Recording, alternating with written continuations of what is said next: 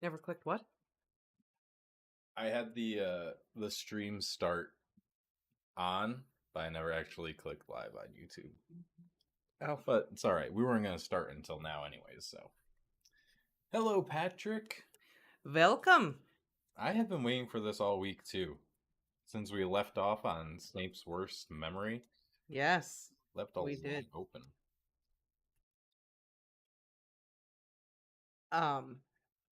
Yeah, pretty much the Snape's worst memory thing happened from Lupin's perspective, so we didn't really get a whole lot, but yeah. Well, look at me. I'm in my jammy jams. You're not, but I'm in my jammies. I'm kind of in my jammies. Fair enough. I got pajama pants on right now. I'm being comfy. I also look very red from the shower.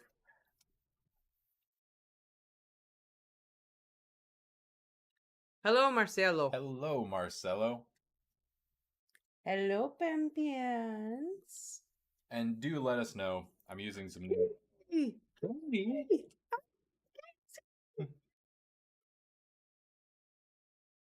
Hello, Z Beauty. Oh my goodness. I know, I didn't expect Katie to be Who's here. ready for Katie to be here? Yeah.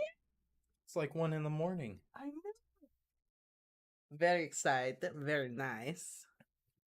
Yes, welcome, Z Beauty. Finally made it. And Dan, hello. Ah, yes. Good old Dan. Wouldn't be a stream without Dan, would it? Oh man, 12 miles. I hope your data keeps up too. That's a lot of work. And I just drove 12 miles, and I would drive 12 miles more just to be able to get Wi-Fi. It was a stretch. Needs Sorry. a little refining. But, yeah, it was very off the good. cuff. This is totally meditation, Ren. It's totally meditation. Hello, Abraham. Katie, And it's totally Smitty, cool. I'm so glad you liked listening to Deathly Hallows. Totally get it, Katie. It's super late. I'm just excited you're here for however long you're here. Oh, thank you. Bookcases look great. Yes, thank you. We're in a transition period, so we've still got the crappy other bookcase kind of holding a hodgepodge, but then we've got the new bookcase with all the nice stuff. We're working on it. We just need to get our corner bookcase so we can get rid of that because that has a lot of stuff on it that doesn't have a place to go right now. But the Harry Potter is very nicely visible there. All the Harry Potter goods. Oh, thank you, Maggie. Thank you. Hello, Glyn. Hello. It's nice to see some new faces in here. Oh, everyone's so excited for all the young dudes. Things got really good last time. Things got intense last time. Yeah, I know. We finally hit a milestone. Thank you, Katie. Thank you. Hello, Jackson. So, what do you predict is going to happen? Because I predict that things are going to start just going downhill from here. I think that the next chapter... So the last chapter left with Lupin being like, Sirius, calm down, be cool, blah, blah, blah. I think the next chapter is going to be about Sirius will have sent Snape to go after Lupin. You think this is it? I think it could be. I think it could be. Ah, Vane also loves the Goonies. Ah, yes, another Goonies fan. You gotta love the Goonies. Come on. It's a classic. Hey, you guys! It's a great movie. Truffle Shuffle. I could do the Truffle Shuffle. I got belly enough to do the Truffle Shuffle. I'm so glad Ramona likes it. Gives me an excuse to watch it. Oh, so Vane's already read the story, but they like how I read it. So that's cool. Okay. We have a couple people who have actually read the entire story. One of our subscribers had read the entire thing and recommended it to us, and that was why we decided to go with all the young dudes. So, M. Smitty, this is All the Young Dudes. It is a Harry Potter fan fiction that details the lives of the Marauders from their first year at Hogwarts all the way through the Harry Potter series from Remus Lupin's perspective. And it's very well written. It's very, very well written. Um, Some people think that this is an actual canon Harry canon Potter like, story. story by J.K. It's so well written that some people consider it canon. Vane wants you to do the truffle shuffle. Oh man, do I have to? Go ahead, do the truffle shuffle for Bobans. Do it for Bobans. Hi, Bobans.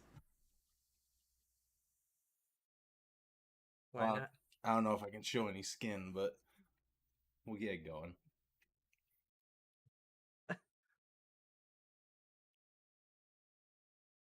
That was interesting. That was not a truffle shuffle at all. Well, it's you gotta. Yeah, you gotta do it. There That's you what I was go. doing. That's better. No, you were like rubbing your belly for good luck. There you Going go. like this. That's better. I mean, It's really, really good. And if you go rub back your to belly. You got the Buddha shuffle. if you go back to some of our previous live streams, you can listen to all the young dudes from the beginning. And actually, I'm in the process of cleaning up the audio from the previous live streams, and I'm going to start uploading all the young dudes as like an audiobook. So right now I'm on chapter 5 or 6. I think we're going to do them as like 10 chapter chunks. So the first video will be the first 10 chapters and so on and so forth. And if you need me to reread anything for clarity's sake, yeah, I can go back and reread. So the first 10 chapters will probably be up Saturday? Yeah, for anyone who wants to just sit down and just listen to the audio. I'll probably finish them up after work tomorrow and then rendering and upload time. So we'll just say Saturday.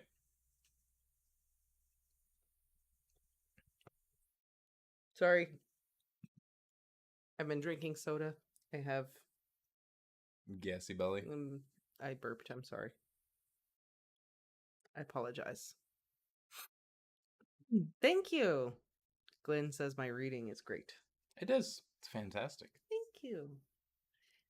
I actually wowed people at work today with my Scottish accent. I thought that was yesterday. Oh no, yeah, it was yesterday. Yeah. I whipped it out and people were like, "Whoa, what?"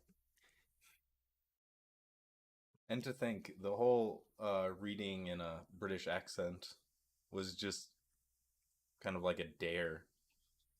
Yeah, because you dared me to do it, and I said, "Okay, I'll give it a try." And obviously, you're like, "Well, I should read this in a UK accent because they're in the UK." I was like, "Do it, whole story." And obviously, I don't have any professional training on all of it exactly, so I just kind of wing it and try my best.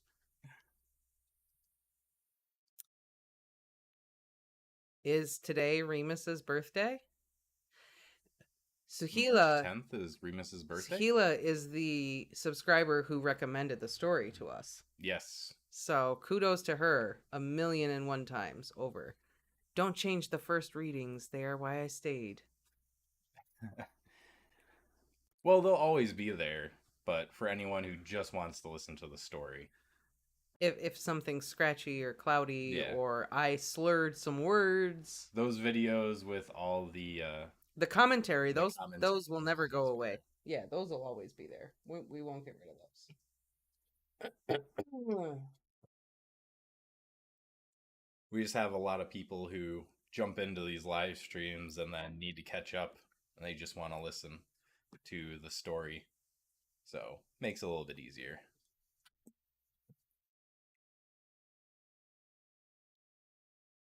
Thank you, Dan.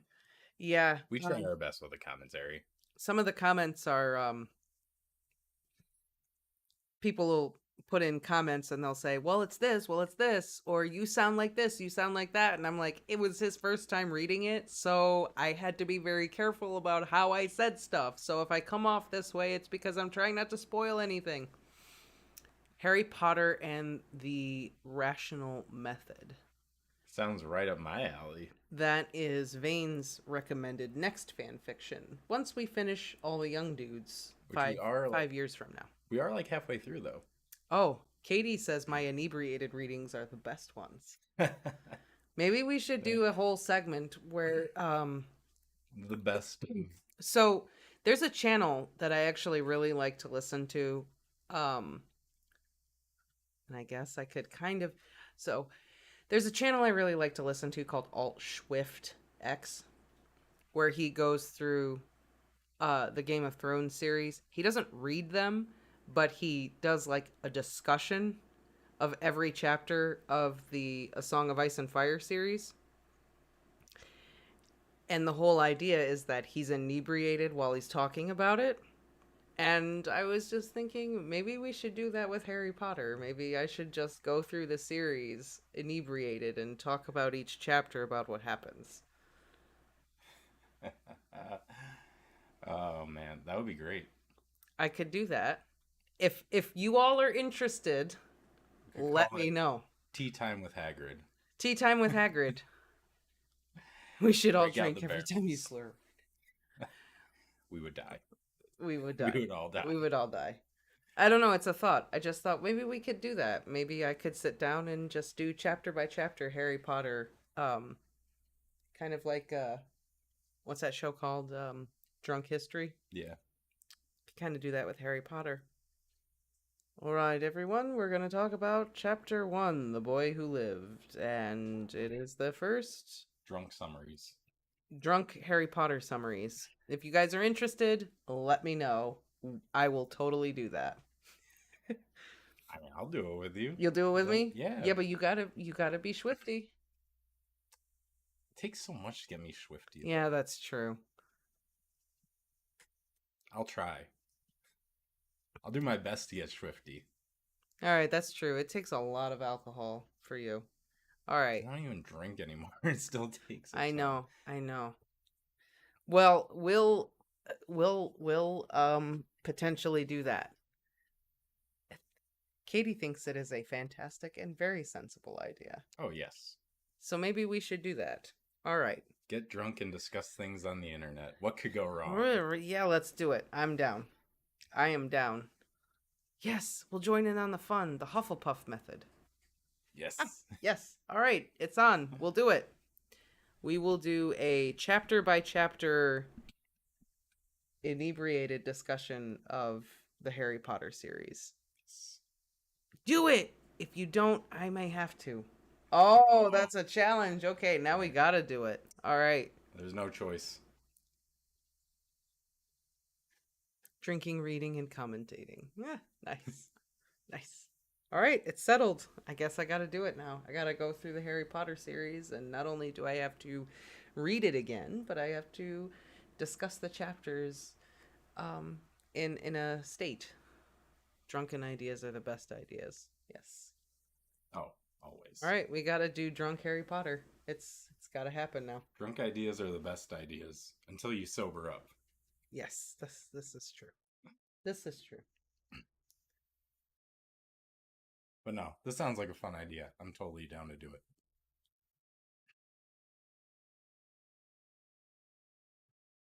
All right, we'll do it. On that note, Shall I start? I think we should start. Let's start. Let's read the next chapter while Katie is still here. Ooh, it's a song, guys. Should I make it up? Always. Gotta make up the song. Okay. Chapter 91. 5th year. The week following. No specific content warnings, but it's not super cheerful. So if you're having a tough time at the moment, be kind to yourself. Okay. I like her. I've got a cat, so You do have I'll a cat. use her as my happy place. This is a Velvet Underground song, and I'm not familiar with the Velvet Underground enough to do it, so I'm going to do it in a super pop kind of way. You have the floor. Anyone who ever had a heart wouldn't turn around and break it. And anyone who ever played a part Wouldn't turn around and hate it. Very nice. I think we should call it that. I think we should call it Tea Time with Hagrid. Tea time with Hagrid. I'm Yes. down. All I think right. that's perfect. Tea Time with Hagrid. That's it. That's what we're going to call it. All right. Maybe if I drink enough tonight, I'll do the first episode. Sunday, 13th of June, 1976. Everything hurts, was Remus's first thought upon waking. The next thought was, where are they? No one had ever come. It was warm, too warm for June, and his heart would not stop pounding with the remnants of the wolf's frustration. He clambered to his feet and staggered to the bed, dripping blood. It was supposed to have been their final hurrah, he thought miserably. They were supposed to chase unicorns. What had happened? At once he began to worry. Something awful must have taken place, something really terrible, for none of the Marauders had come at all. Any one of them, on their own, might have been able to sit with him, at least, just to keep him company. Even Wormtail. "Good morning, dear." Madame Pomfrey entered the room quickly. She was more nervous than usual. He could smell it on her. Something had happened. Only he couldn't ask what, could he? "Oh, you poor thing. It's been a bit of a night all round, eh?" She began to heal his most pressing wounds. "What do you mean, all round?" he asked, trying not to sound too anxious. "Oh, nothing, dear. Nothing to worry about at all." In the hospital wing, he would have tried to stay awake, but Madame Pomfrey stood over him to try to make sure he finished his sleeping draught, and he was out like a light. "Remus! Psst! You awake?"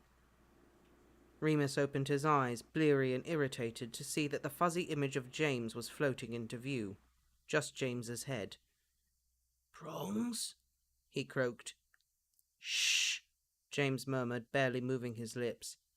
"Pomfrey won't let anyone in to see you. Had to sneak in under the cloak. You okay?" "Not really." He could feel the new scars already, without moving. "What happened? You didn't come." His friend had an unfamiliar expression. Unfamiliar in James's features, anyway. Was it shame? "I'm really sorry, Moony." "What? Why? What happened?" Remus asked again, his voice hardening. "I can't remember anything." "Try." Where was Sirius? Why wasn't he here? Remus wanted to scream it. "Look, please don't be too angry with him, okay? He's an idiot, a bloody stupid idiot, but I don't think he realized. I don't think he meant—" Ah. It dawned on Remus all too quickly. "James, what did Sirius do?" James had never once been dishonest for as long as Remus had known him, and yet as the story poured out of him, it was still tempered with little white lies. Whether they were meant to protect Remus or Sirius, it wasn't clear. Sirius hadn't been thinking. He'd been reckless. He hadn't meant any harm. But he'd caused a great deal of harm, whether he meant to or not, and might have been responsible for much more. "He told Snape," Remus said, trying to get a grip on the situation, feeling a horrible, sick, prickly sensation beginning in his stomach and creeping upwards. Not exactly," James blinked, wetting his lips. "He told him how the willow worked, and Snape... You know what Snape's like." "I know what Sirius is like." James nodded as if accepting that this was fair enough. "No one got hurt. Sirius bottled it at the last minute and told me. I managed to stop Snape from getting too close, but..." "He saw me." Remus thought he might be sick. There was a terrible roaring in his ears, as if he were falling into a dark pit, a desperate canyon. He closed his eyes. "Can you go away, please, James?" "And we should have come, me and Pete. We would have. But Snape went to Dumbledore, and you were so riled up..." "James, I want you to go, he hissed, closing his eyes. But Moony, please. Okay, mate, okay. But I'll be back. Remus said nothing, he did not even open his eyes again until he heard the curtain rustling and knew he was alone. Eventually, Madame Pomfrey poked her head round the corner. Hello, dear, she said softly. I've got another sleeping potion here. Now, I know you don't want it, but... Give it here. He reached out an aching arm at once. Anything to make it all go away. Anything which meant he would not have to think any more. He ought to have seen something like this coming, even if James hadn't. Sirius had been in freefall since Christmas. It had just been a matter of who he would crush when he finally landed. Monday, 14th of June, 1976. Remus Lupin would never, ever forgive Sirius Black.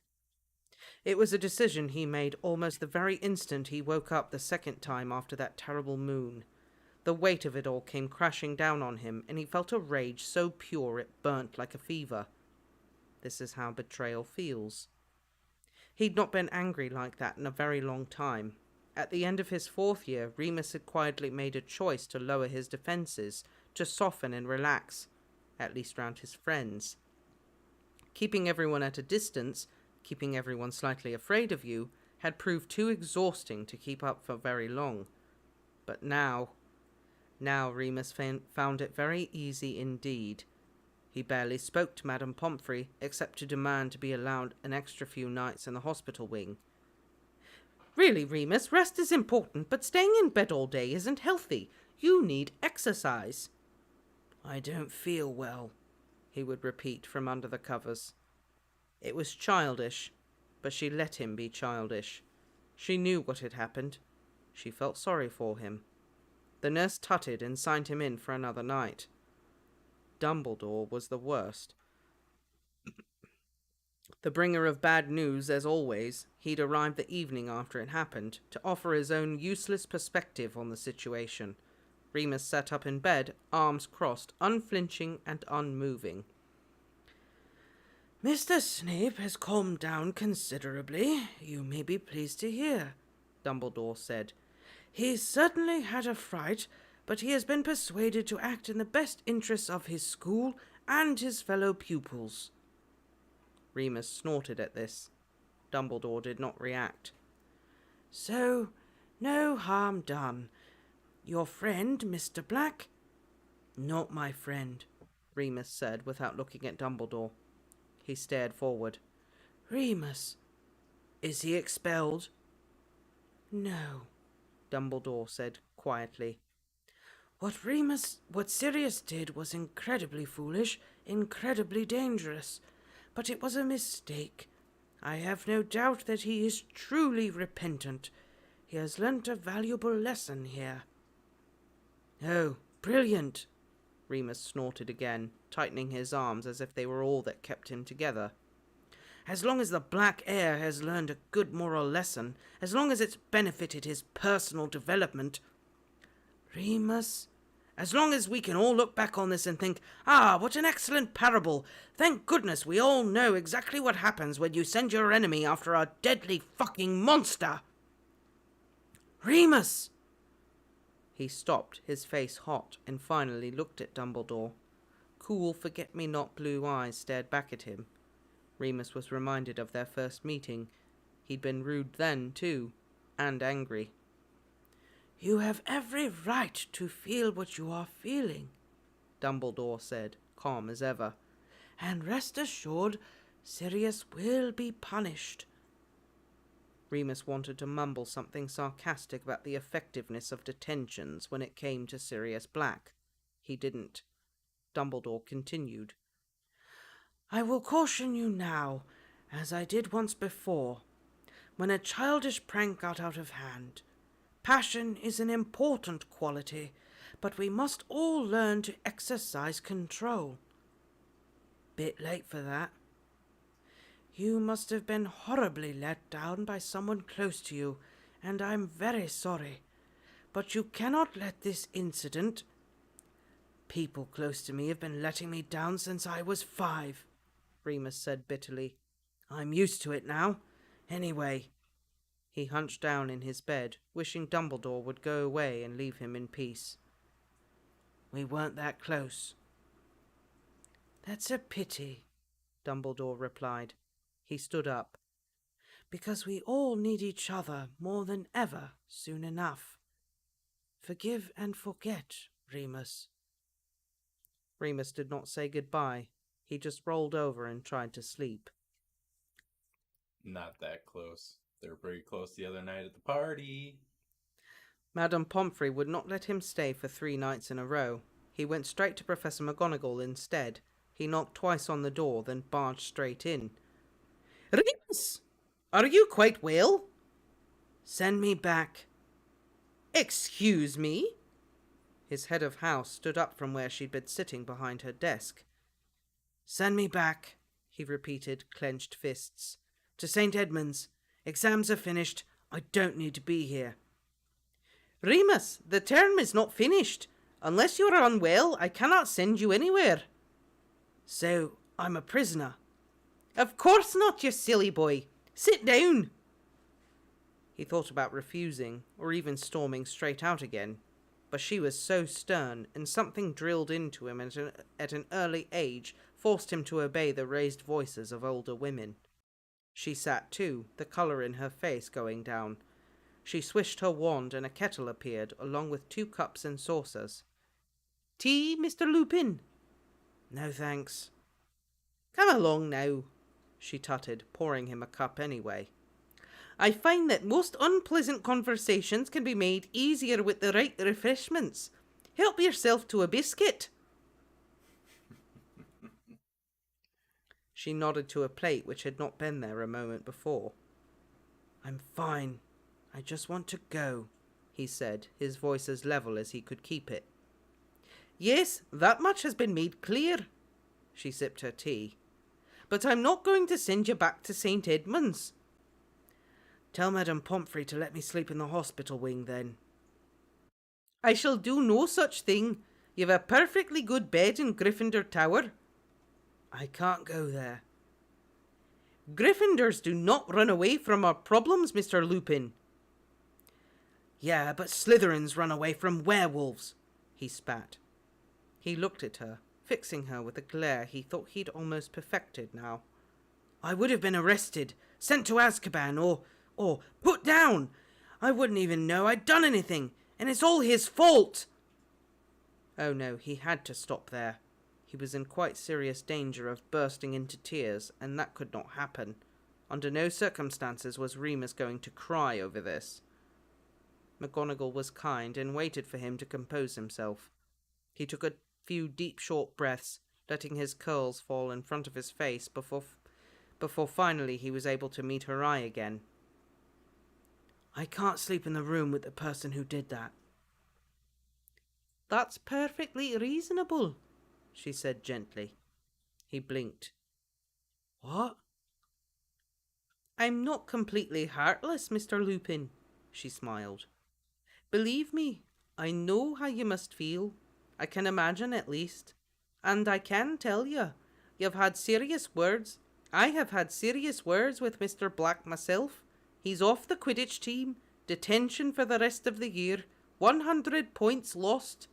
But we cannot make any drastic changes to your sleeping arrangements. Not with anyone asking why. It clicked.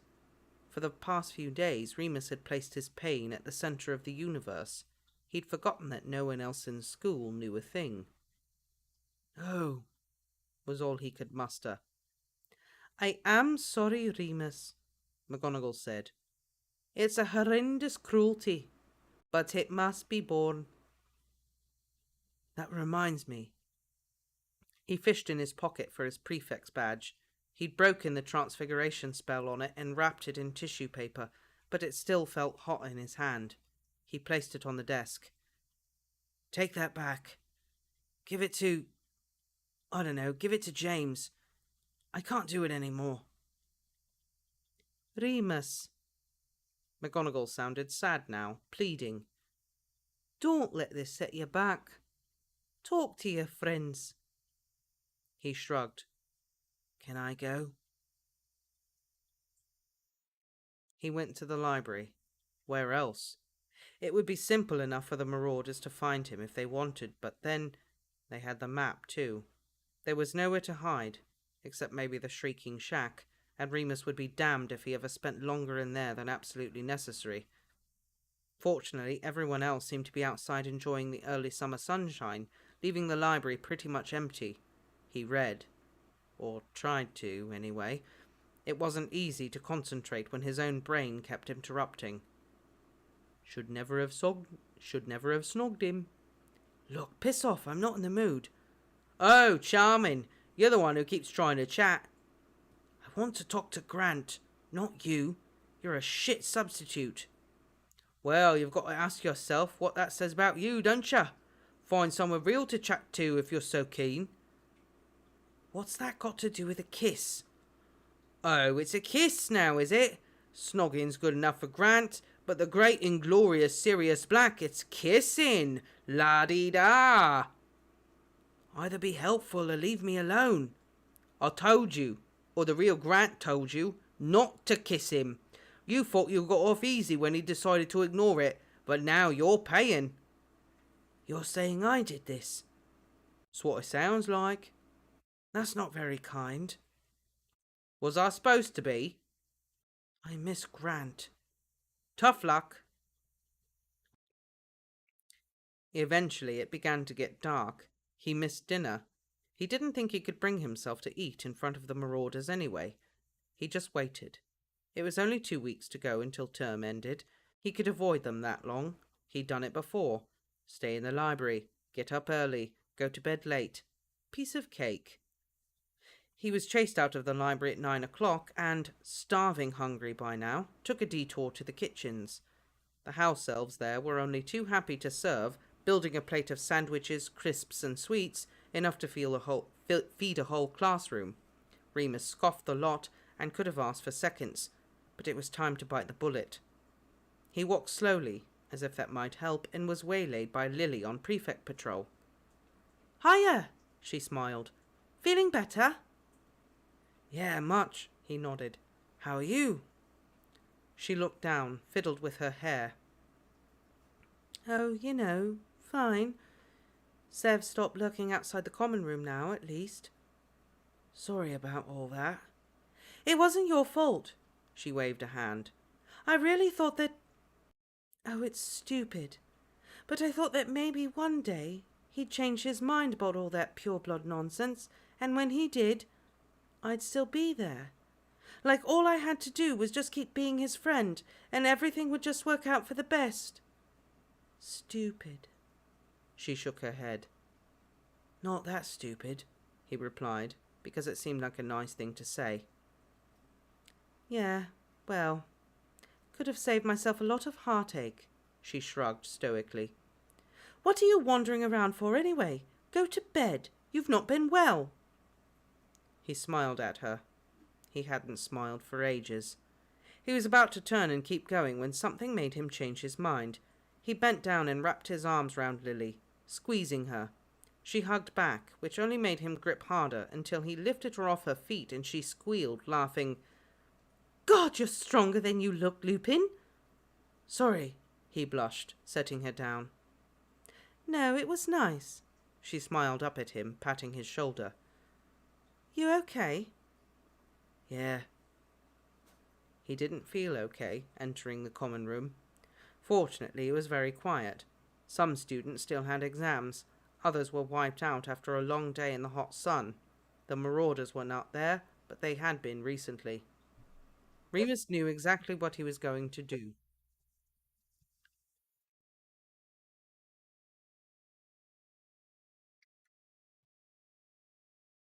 Yeah, book 5 Remus is totally book 5 Harry. The books kind of parallel this story very well. And I like the Grant consciousness thing too. The conscience thing. I like the inner Grant. We're not done with the chapter yet, but okay. I like the Grant conscience thing too. It's really well done.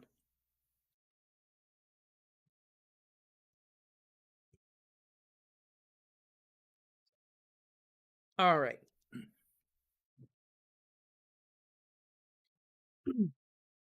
Remus knew exactly what he was going to do. It had fallen into place in the library as he mulled over the first confrontation like a play he had to rehearse. He went up the stairs. It was silly, he knew, but ever since his birthday he'd lingered, just for a second, on that one step in the staircase, every time he went up to bed, or down for breakfast. This castle kept memories. The Marauders map had taught him that much, and that step had held Remus's sweetest memory of all. He stepped over it now, resolute. He pushed the door open with some force, startling the three boys inside. They were sitting on their beds. Peter was in his pajamas, looking glum. Remus could only assume that meant no change with Desdemona. James was half undressed, rattling around in his bedside cabinet for something. Sirius was reclining, clearly about to make a sarcastic comment. When Remus entered, he sat up straight. Remus walked straight to his own bed and picked up his pajamas. He didn't speak, but went straight for the bathroom, which he locked, then cast a silencing spell over. He didn't want to hear them. He wasn't sure how he'd react to it. He washed. He brushed his teeth. He put on his night things. Remus was more aware than ever that he'd lost some of his authority when dressed in a pair of baggy blue and white pajamas and a greying vest, but he had quite a few new scars and didn't want to undress in front of them. He took a deep breath. He walked out, crossing quickly to his bed. "Moony, Sirius started. Remus ignored him and turned to James. "Thank you for stopping Severus, James," he said emotionlessly. "You saved both our lives." James started, but Remus climbed into bed and closed his curtains with a flick. Well, he thought to himself, that's that then. Well, jeez. I don't really know what to say during that chapter at all. Like, it was a very somber chapter. But Right, rightfully so, I think. Oh, 100% rightfully so. Because Remus does make a good point. Like, he would have gotten thrown in Azkaban, and he would have never even known why. I also think this makes a very good point that a lot of readers make about Sirius's recklessness in telling Snape to go do this. It's a really horrible decision. Yeah, because it's not a decision that just endangers Snape, endangers his friend. Right. Like, Sirius does not stop to think, what if Lupin had attacked Snape? Yeah. Never mind what if Lupin bit Snape. But what if Lupin killed him? Right, like, what was the plan here? Like, did he want Lupin to kill him? I don't think there was a plan. I think Sirius was pissed, and Sirius is headstrong, and he's just pissed, and he was just like, well, go down there, go look. Maybe. Maybe he thought that he wouldn't even make it past the Whomping Willow. Maybe he thought the Willow would just, backhand him. I agree with Katie. I don't think Sirius thought about Remus at all when he made the decision. He was just angry at Snape and did a thing. He didn't think about anything. He didn't think about the consequences for Remus if Remus had hurt or killed Snape. He didn't think about the consequences for Dumbledore and the school. Mm. Because not only, say that Remus bit Snape and Snape became a werewolf. Think about if Remus had killed him. How does that look for Dumbledore and the school? Yeah. Like, the repercussions could have been huge. Yeah. Huge. Yeah, I don't think Dumbledore would have talked his way out of that. No. At all. No. Hello, Methan. Welcome.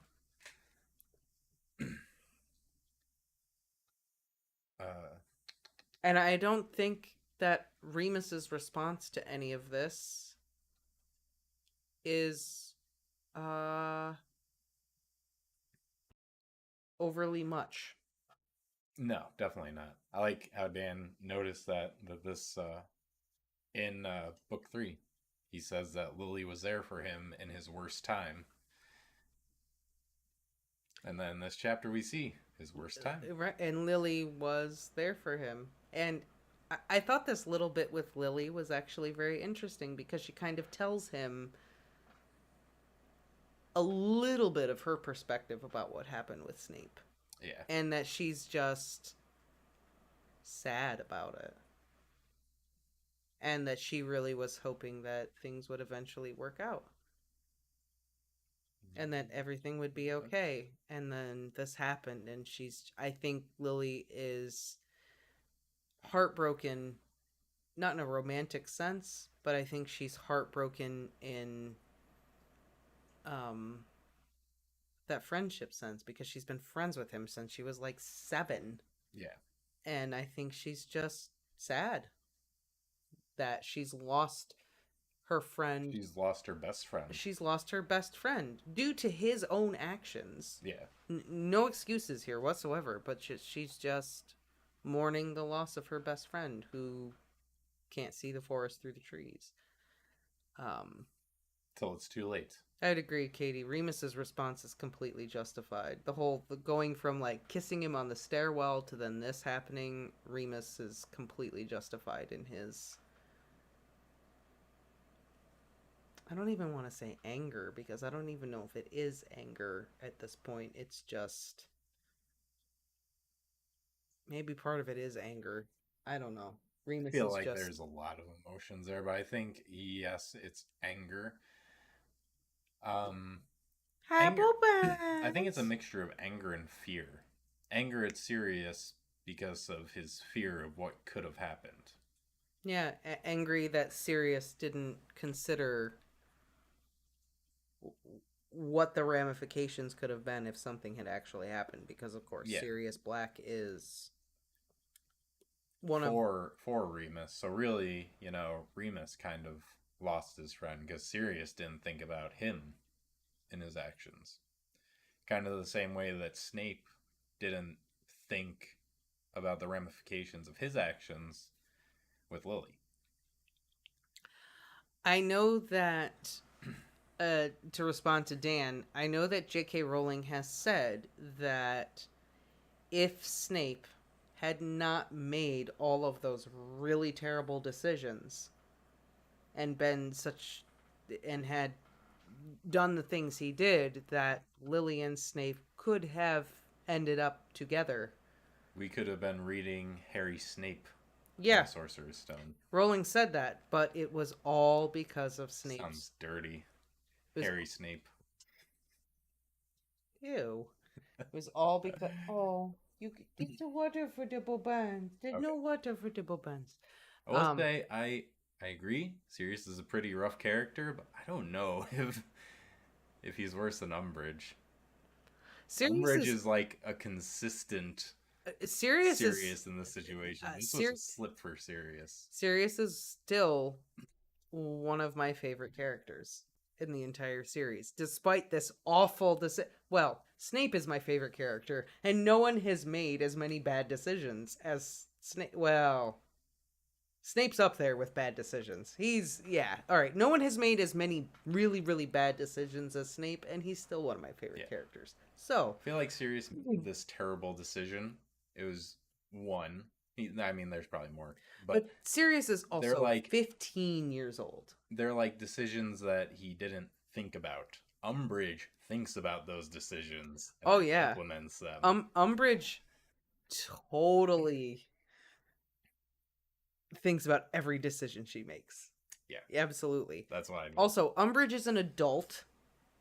In this situation, Sirius is 15, and you do have to give a little bit of understanding to the fact that when you're 15, you are not always thinking things very clearly, and you're extremely emotional, and you're going through puberty, and you're probably not processing things in the best way. That's true. And I guess if people are gonna give Caps Lock Harry a pass, you gotta kind of give Sirius a little leeway. Right, because also if you're going by this story, maybe that actually isn't a good example, because Harry has like PTSD. He saw someone die. Sirius, not so much. No, Sirius does have Sirius. PTSD. Yeah, I was gonna say Sirius has a different type of trauma, though. Sirius, if we are to understand that life in the Black household really was that terrible, Sirius could have trauma, right? Well, we already know from the cuts and stuff. Well, he definitely has I'm trauma. saying just from the Harry Potter series. To take all the young dudes out for a minute. Just based on what we know in the novels about Sirius' family, it's very possible that Sirius could have had some serious trauma from his upbringing. So I always give Caps Lock Harry a pass. I'll always give Caps Lock Harry a pass. Same. Yeah, I give seriously. You got to give Sirius a little, maybe not leeway, but you at least have to understand that. Yeah. Well, yeah, but as an adult, Sirius has been in prison for over 10 years and has not been able to emotionally mature beyond being 21 years old. So he's in his 30s, but mentally, he's not really a mature adult because he wasn't able to mature emotionally. Sirius never had the time that Remus had to think about his past actions and really reflect and determine, okay, maybe what I did was wrong. Whereas Remus can look back and say, and Remus says, yeah, we were young, we probably shouldn't have done some of this stuff. But Sirius doesn't have that attitude because Sirius never had the chance to grow emotionally to reflect on those things. Sirius is stuck from in 13 years ago when he was arrested, so a lot of Sirius in book 5 is he's, and I would agree with Katie, he's reckless, but he always has the best intentions. Yeah. And Patrick, we are going to read another. We will read another one. We've gone on a bit of a tangent here. But he's emotionally stunted. So when Harry talks to Lupin and Sirius in the fire in 5, and Sirius is like, he got what he deserved, blah, blah, blah, blah.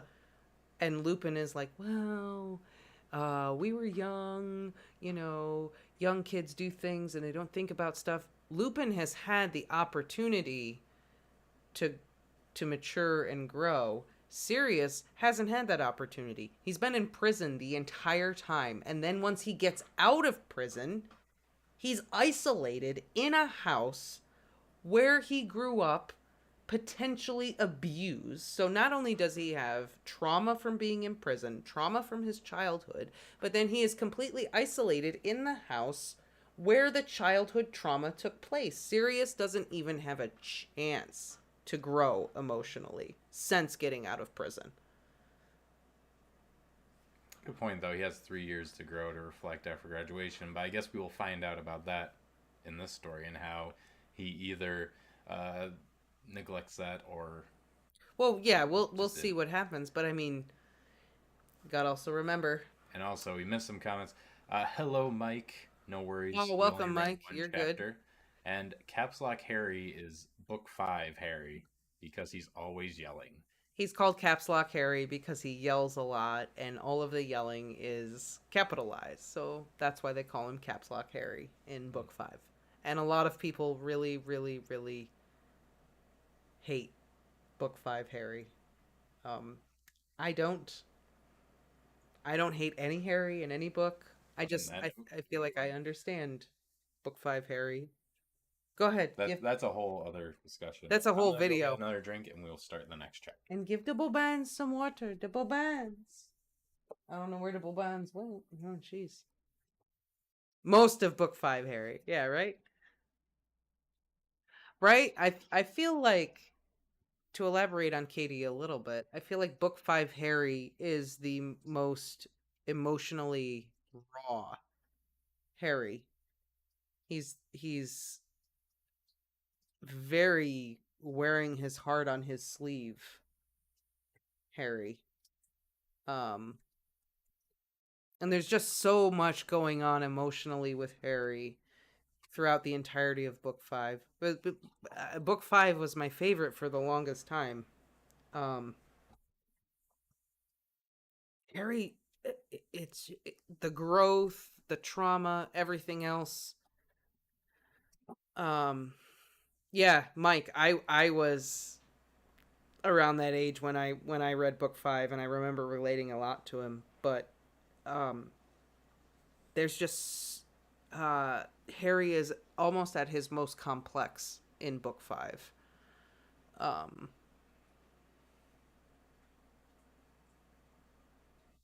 I would agree. I feel like you don't even have to be a teenager anymore.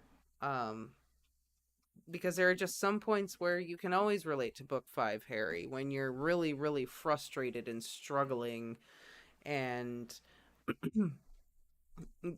people aren't giving you the answers you want, and you're just you feel stuck, you know.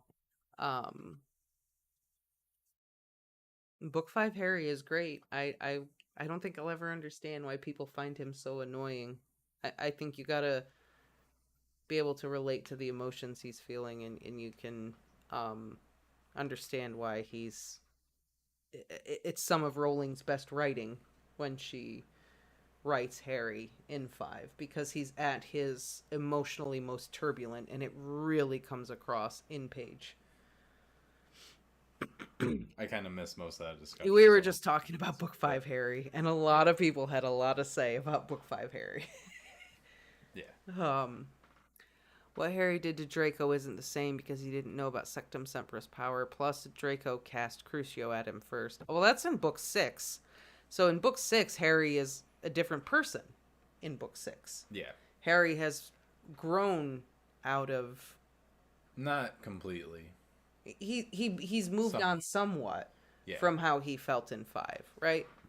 He's like in the transition phase And between 5 and 7, where he kind of like overcomes his past, and he gets there in 6. He goes on that journey in 6 as he's having these lessons with Dumbledore. He's coming to terms with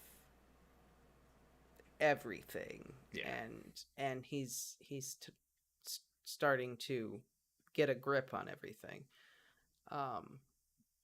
That's true. He was more isolated than your normal 15-year-old boy. He was way more isolated. He's just more isolated than insert any age of any boy. Well, he's way more isolated living at the Dursleys. Number one. That's what I mean. He's way more isolated. Isolation. His entire life he has lived with the Dursleys and been abused by them. Mm-hmm. He spent the entire summer completely isolated after witnessing an extremely violent and traumatic event, and experiencing something extremely violent and traumatic, and having no one to talk to about it. And then when he finally gets back to the wizarding world, he spends the entire year with no one talking about it with him, and he's so isolated. So his trauma just builds and builds and builds, because he has no one to talk to about it. No one wants to talk to him about it. Dumbledore completely ignores him. People blatantly hide things from him. And he's sitting here with all this PTSD about all of this, and, you know, of course that's what's going to happen. He's going to turn into Caps Lock Harry, because he has all of this emotional upheaval and trauma, and no one to talk to about it. And he is way more isolated than, you know, Ron and Hermione couldn't possibly understand what Harry had been through. Not number one, they didn't grow up like Harry did. Number two, they didn't witness what Harry witnessed. And then Harry has to go through the entirety of book 5 without anyone to talk to about it. And then people sit there and go, well, why didn't he tell anyone about Umbridge? Why would he? No one wants to talk to him anyway. Umbridge was crazy, that's why. Right, but no one is wanting to talk to him about his trauma. No one's giving him an outlet to talk about the things that he has experienced, so why would he tell anyone about Umbridge? Yeah, that's true. And then the government calls him a liar. Mike makes a very good point. The government starts dumping on him, and saying the awful traumatic things that happened to him, he's lying about. Like, he Katie's right. He feels like everyone is against him. And I think it's very plain in the writing if you really read the book. Like, That is a very good point, Vane. So, since Harry was a horcrux, we know that horcrux, when they're around you, stir up bad feelings. they can, depending on how susceptible you are, right? Like, Ron was very susceptible, but So Hermione maybe the was not. Dursleys aren't that bad. Maybe it was just a horcrux. The Dursleys were actually really kind people until Harry came around. I don't buy it. They No. Harry wasn't even around, and Petunia was like, "What are the neighbors doing? We're going to spy on the neighbors and stuff my child full of everything, so he's super fat." They were like that anyway. Dudley was just eating his emotions. I don't blame Dudley for eating his emotions. That's true. Katie makes a good point. If that was true, everyone would be affected like that. Ron and Hermione aren't affected like that. Yeah, that's true. Okay. Dumbledore isn't. Harry is a horcrux. Yeah, Harry was a horcrux. that's why Harry had to die. Harry Horcrux making the Dursleys bad is a huge topic. Yikes. It does. Harry is an accidental Horcrux. Because Harry has a piece of Voldemort's soul inside of him, technically it makes him a Horcrux. Because that's what a horcrux is an object with a piece of your soul in it. No, I don't think so. Because then, I why feel like would... that's a fun theory, though. It's fun, but I don't think it holds water. Why would No, it Ginny doesn't, have but- fallen in love with him so genuinely? It'd be a good... Everyone would be affected by Harry the Horcrux, whereas Hagrid, all these people genuinely love him. It doesn't. The Dursleys are just awful. They're awful. They just suck. It would be a funny fan fiction if someone wrote the story about, like, the Dursleys when Harry's gone, and they're just this happy-go-lucky, kind family. Yeah. Vernon's this outgoing person, and Petunia's But they're nice not. to everyone. But and they're not. Dudley's this perfect little boy, just like Petunia says. All right. So And Dennis... then he comes back, and they're just like, I don't feel good today. So Dennis is arguing that doesn't make him a Horcrux, but it does make him a Horcrux. I thought that's what a Horcrux was. Is just an Well, object with so- a piece of your soul in it. I have to pee, and then I will explain why Harry is actually a Horcrux. We do have to read in our chapter. I know we do, but I will explain this. Okay. I just got to pee. I mean, that's the best I got. Is that a Horcrux? It's just an item with a piece of your soul in it, and since Harry had a piece of Voldemort within him, he is then the Horcrux. Yes, hashtag wholesome Vernon. Yeah. I'm telling you, it would be great.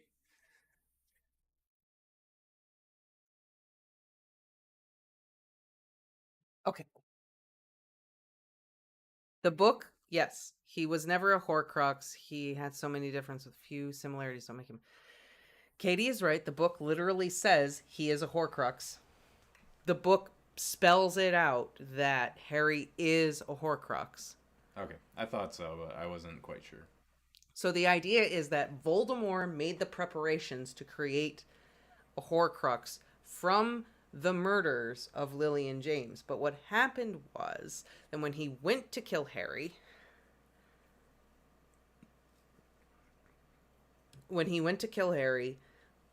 Lily cast the protection, the love protection, and it messed it up so that the piece of Voldemort's soul went into Harry, and Harry became the accidental Horcrux that Voldemort never knew he created. Dumbledore says it explicitly that Harry is the Horcrux that Voldemort didn't intend to make, and that is how Harry knows that he needs to sacrifice himself, because he knows he is the accidental Horcrux. And we know that Horcruxes can be living beings because Nagini is a Horcrux. Mm-hmm. But Nagini... And wasn't Nagini a person, too? Or is that not canon? That's not canon. That's not canon. I'm sorry. Nagini is a snake. Harry is a horcrux. Harry Potter became a horcrux when the love from his mother protected him from Voldemort's curse. Him becoming a horcrux is the only reason why he didn't die when Voldemort cast the spell. He's a horcrux. Just a Google search, but I wanted to find like if they have the excerpt from the book. I'm sure it's in the Harry Potter lexicon or somewhere.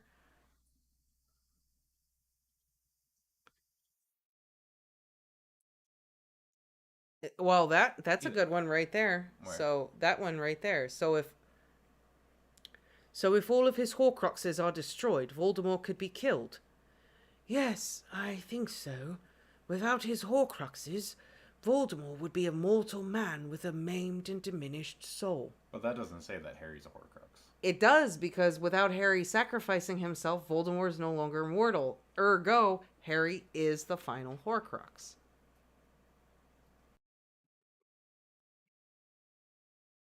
Yeah, but I mean, I'm just gonna look through this. You can start reading the next chapter if you want. He is in a scene speaking with Dumbledore in the scene. He is a horcrux, but we don't know if that is Dumbledore. Right, it's all in Harry's mind, but Dumbledore also says... But that doesn't make it any less real. That's right. You can destroy your own horcrux. If you created it, you can destroy it. That's how Voldy kills the horcrux instead of Harry in the end. Correct. It doesn't change the fact that Harry is the last horcrux. And Vane, I think it is actually canon. She just doesn't like to. It's not canon because what happens in Fantastic Beasts is not canon to the Harry Potter universe. There are 7 books. That is canon. That is what is canon. That's it. I don't know. JK, wrote all that, so.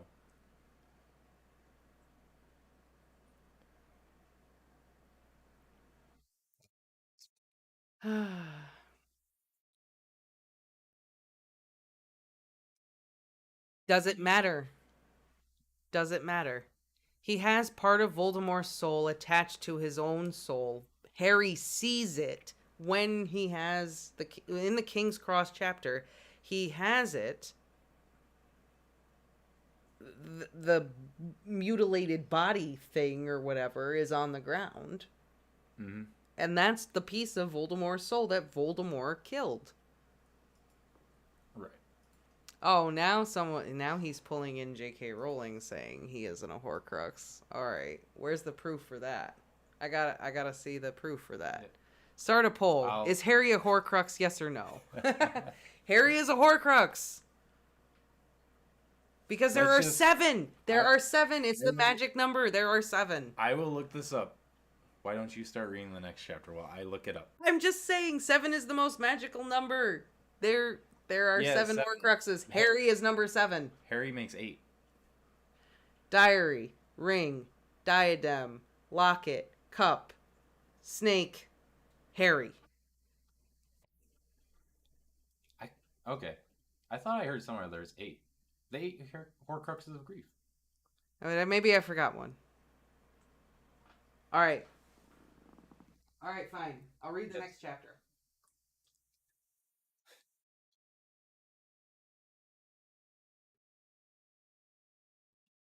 There aren't 6 horcruxes. There are 7.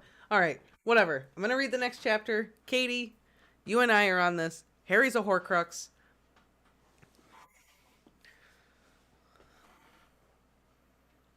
Oh, okay. That's why they say they're 8. Because this place is claiming that Quirrell was actually a horcrux.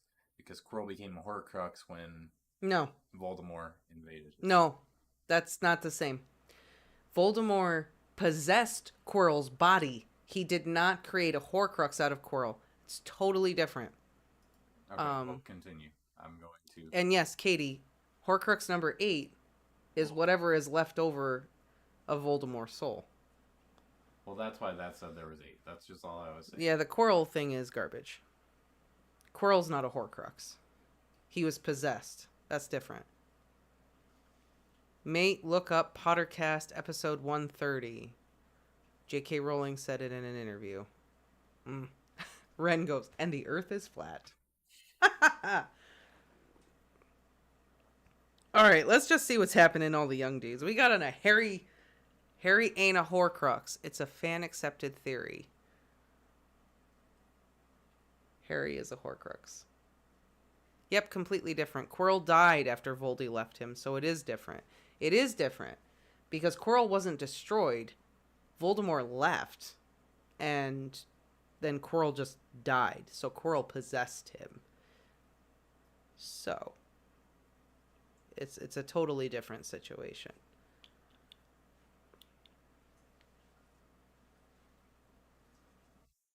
Harry is totally a horcrux. That's all I'm saying. Okay, shall we get on all the young dudes? We're on a horcrux tangent. I could talk about what I think makes a horcrux in the process, but, you know.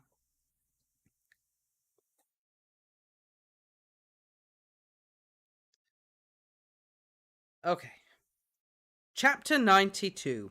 5th year. Closing. Content warning. Remus has some pretty violent thoughts in this chapter.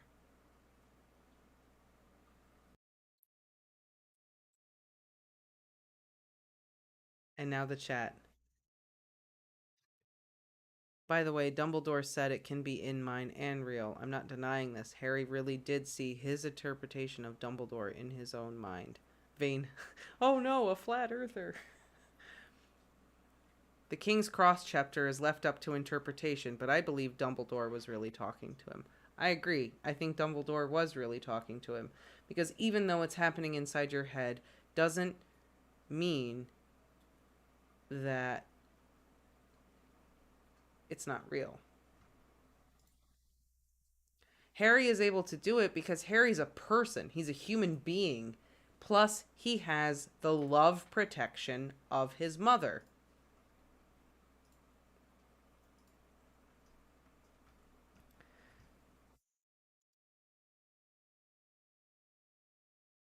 So Harry has the love protection of his mother, so when Voldemort casts the spell, he kills the part of Voldemort, but he doesn't destroy Harry himself because Harry still has the love protection. Therefore, Harry isn't destroyed. Also, all of the other horcruxes are objects, not people, right? Yeah, damage beyond repair, but none of the other horcruxes have that love protection. Okay, relax. You're getting yourself worked up. I'm getting feisty. I'm sorry, but... And he sacrificed himself.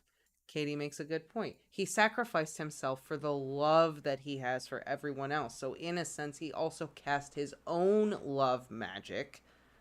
All right, there we go. So we have the wiki, the Harry Potter fandom wiki page claims that Harry is a horcrux.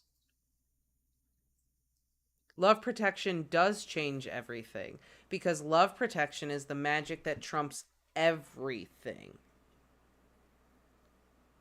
The love protection is what protected Harry from being murdered, and the love protection is what protected Harry from being murdered a second time, both from the protection of his mother and the self-sacrifice for the love of the people that he cares about.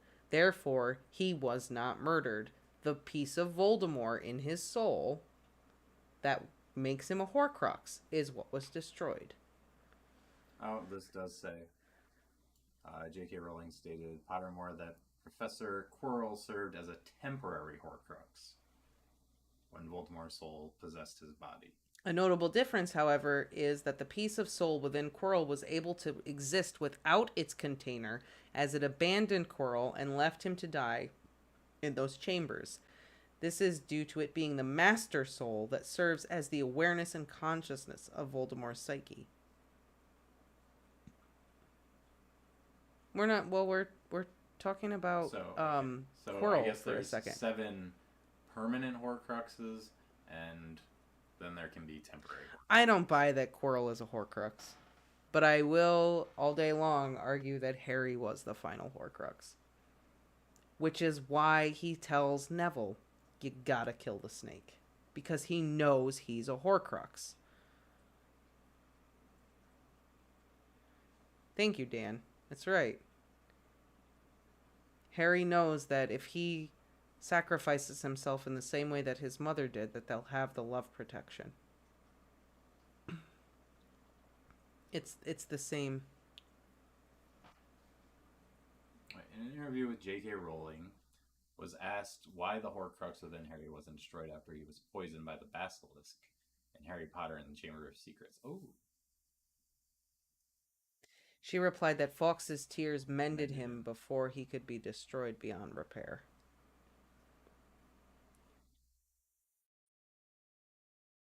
Pseudo Horcrux is still a Horcrux. Still a Horcrux. Yep.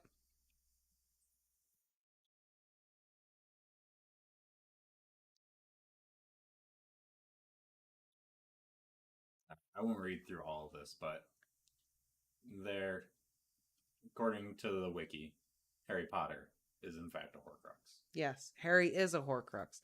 The difference between a physical container and a human container...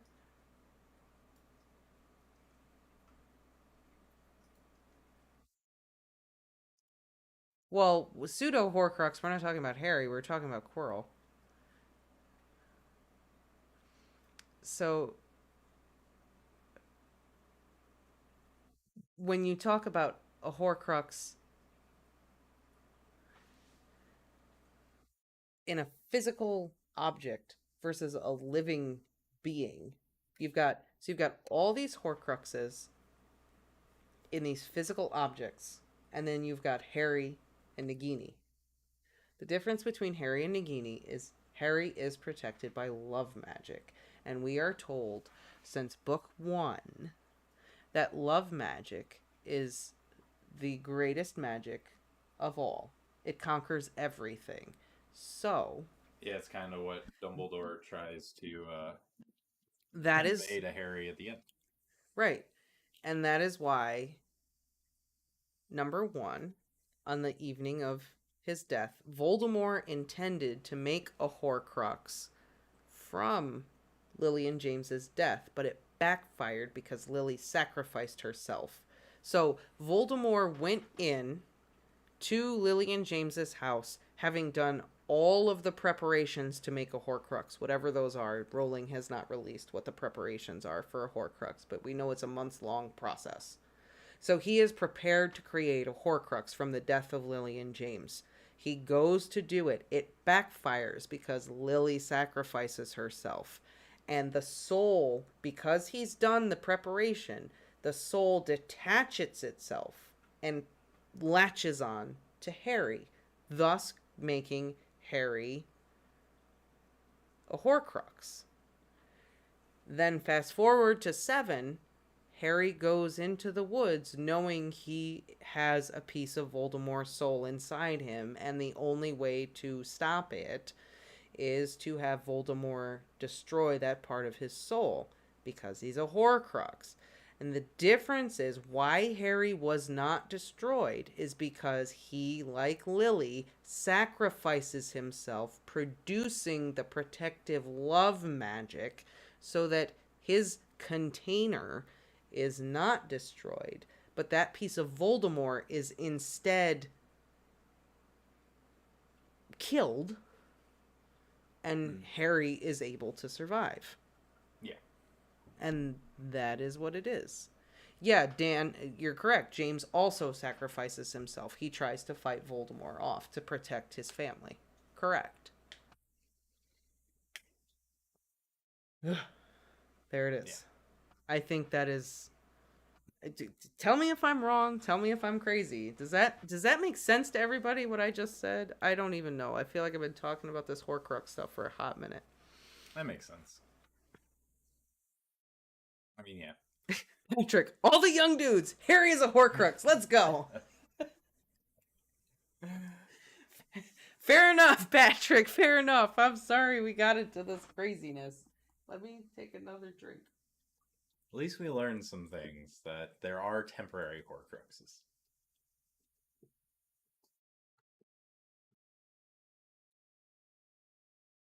All right, let's go. Katie probably pieced out. She's like, I'm done with this.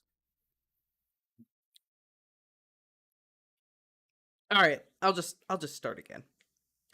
Chapter 92, 5th year, closing. Tuesday, 30th of June, 1976. I'm sorry, said Sirius Black, with big, anxious eyes, standing behind Remus as he brushed his teeth. I'm sorry, murmured Sirius Black, low over the breakfast table before Mary had arrived. I'm sorry, pleaded Sirius Black as Remus walked away again. I'm sorry, whispered Sirius Black as Remus closed his bed curtains every night. So let him suffer, said the cruelest part of Remus, the part that had been hurt the most. He turned his head. He walked away. He closed doors and shut his eyes. Sorry isn't good enough, he said with every action. I don't know what is. James and Peter watched, cautiously, out of the corners of their eyes. They knew not to get involved, though James undoubtedly bore the brunt of Sirius's distress. The late-night meetings had returned with a vengeance. The girls noticed something was wrong, but they weren't sure what.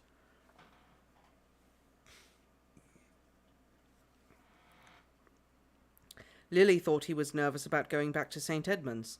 Marlene thought he was worrying about OWL results.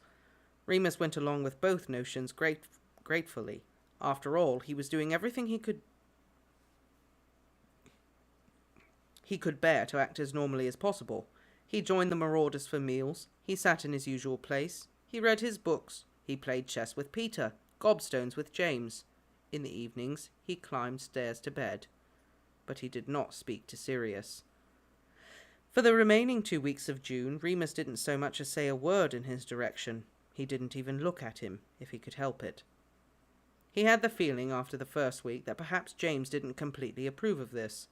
Potter was furious on Remus's behalf, of course, at least in the facts of the matter, but James could be very blind when it came to Sirius's less excusable flaws. James could have forgiven him after the first apology. Maybe Remus was a weaker man, but he wouldn't be weak anymore. He needed to get back to who he really was. We can all learn our lesson. Remus had tried being soft and open, like all of his rich, well-bred friends. Where had it got him? He'd gone and fallen in love with his best friend and almost got himself killed. He was ashamed of himself, mooning over Sirius like that. Mooney's mooning. Sirius would find that hilarious. So he started avoiding James and Peter too. He stopped going to lessons. That was the first thing. There weren't many to go to, of course, with the last exams taking place and the whole school falling into summer holiday mode. Still, he had introductory NEWT classes penciled into his timetable in almost every subject except potions. He couldn't wait to be rid of potions.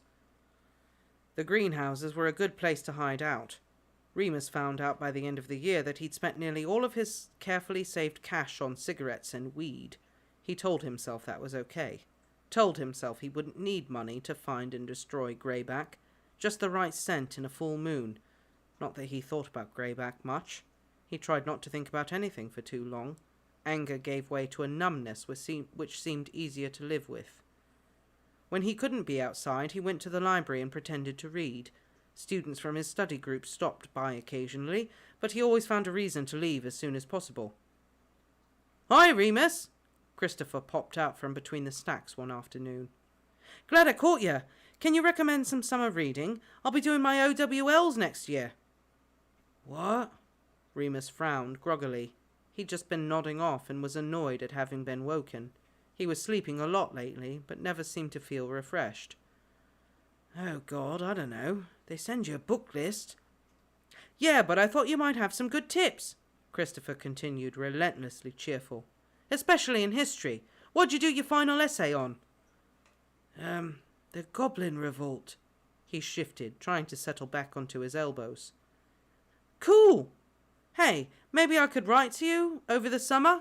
We can swap notes and... Look, Christopher, don't take this the wrong way, but could you please fuck off? He would feel guilty about it later, but at least the annoyance went away. The Marauders never tried to find him as far as he knew.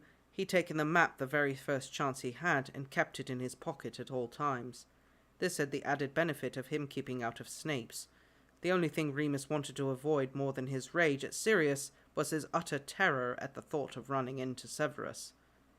Snape had hated Remus before all this. He was too close to Lily, he was friends with James, he'd been responsible for coming up with at least half the pranks on Slytherin. Since the incident, this obsession seemed to have deepened. He was still whispering at mealtimes, staring at Remus all the while, with a fresh kind of hatred that Remus could see run and run. If Sirius had learnt a lesson from that awful night, then Remus was certain Snape had not. Sirius was all too keen. He apologized over and over. He never tried to explain himself, which was good, because if he had, he'd have given an excuse. Remus didn't think he could control himself. It already took every ounce of nerve not to leap across the table or the bedroom or the common room and shake and punch and scream at Sirius. You bastard! You bastard! You bastard! The apologies he could cope with. Background noise. He didn't rise to the bait. Not that he didn't have things to say, not that he didn't replay the monologue over and over, editing and perfecting it until it was a great stream of miserable defeat circling his head, fueling his mood. Sorry isn't good enough. Your guilt isn't good enough. I need you to feel it too. I trusted you. I trusted you with my every last secret. I offered you every piece of me. What else have I got now? I could kill you. I could bash your teeth in so you choke on them. I could wrap my hands round your throat and squeeze. I could rip you to pieces. I could kiss you, you fucking bastard. In his dreams, Remus said these things and more. And always in his dreams, Sirius stared back at him with calm contrition as he removed it. All right. Yeah. That's right, Mormon's crow. Stirred. Crow! Horn! Snow! Snow! Sirius stared back at him with calm contrition as he removed his clothes and pulled Remus toward him. It appeared that the betrayal was not enough to kill desire, though it made hiding it easier. By the time that wretched summer term ended, the only person Remus despised more than Sirius was himself, for continuing to love him just the same. Yes, Hufflepuff weed. Hufflepuff puff pass. Hufflepuff puff pass! Yo, Dobby, give me some of that good greenhouse gillyweed. I wonder if there is, like Mike asked, if it's muggle weed or a magical weed. Is it weed laced with magic? You can make a killing with that stuff. I would like to think that there is some Hufflepuff in the greenhouses doing some great experimentation. I would like to think so. One hit and you'll think you're in a pensieve. Yeah, maybe. Hello, Lily said gently, poking her head round the carriage door. Wondered where you got to. Remus grunted, a small noise which was neither friendly nor rude. Lily came inside. What are you doing in here all alone? Remus shrugged, sucking his cigarette like it was keeping him alive. He hunched down in his seat as she took the place opposite. Too crowded in there, he said by way of explanation. I know how you feel, she replied. McGonagall told me you've given up being a prefect. Yeah. He finished his cigarette. He lit another. Shame.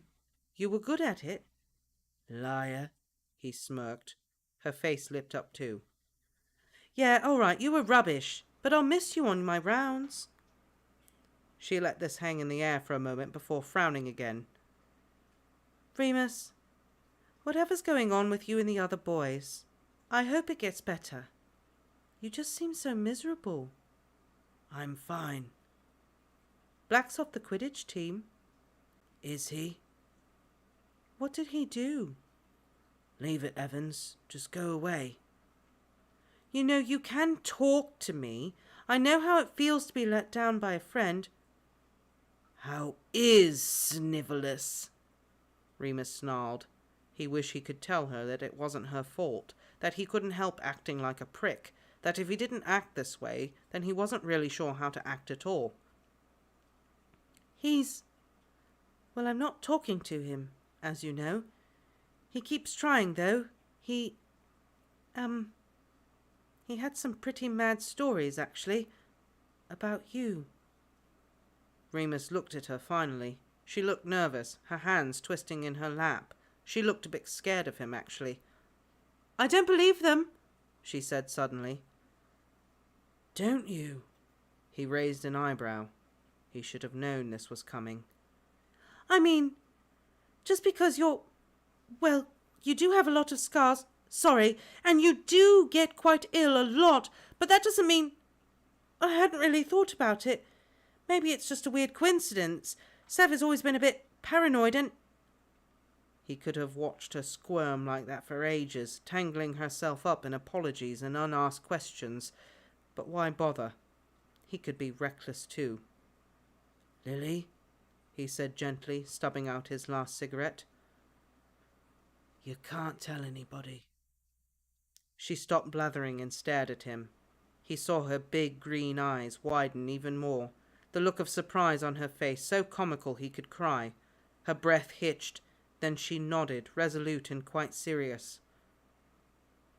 I won't, she said. Promise. Now Lily knows. Look at that. Snape couldn't help but tell her. Of course Snape was going to tell her. Who else was he going to tell? Come on now. Snape think that would get her back in his team. Like, you know what the Marauders did? They sent me to my death. See, so it's not that bad since I called you a mudblood.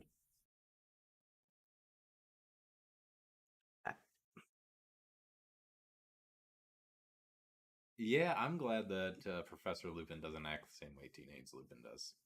Well, I think But that we're going to get that in later chapters about how he develops. he overcomes some of those.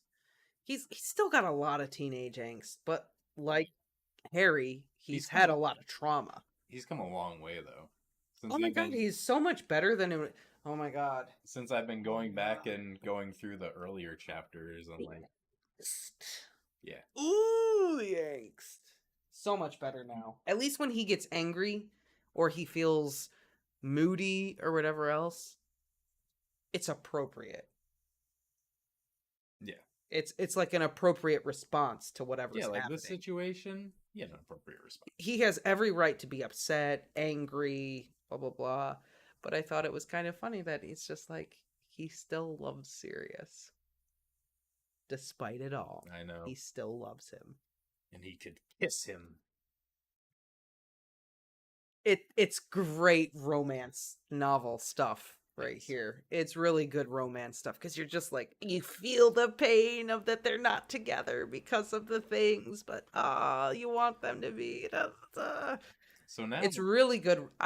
I gotta say, for Harry Potter aside, whatever, it's really good romance novel writing. It's very good. Makes me wonder though if at any point they will be together, or if that kiss was like the most we're gonna get, and it's always just gonna be this kind of love that almost was unrequited thing. Yeah.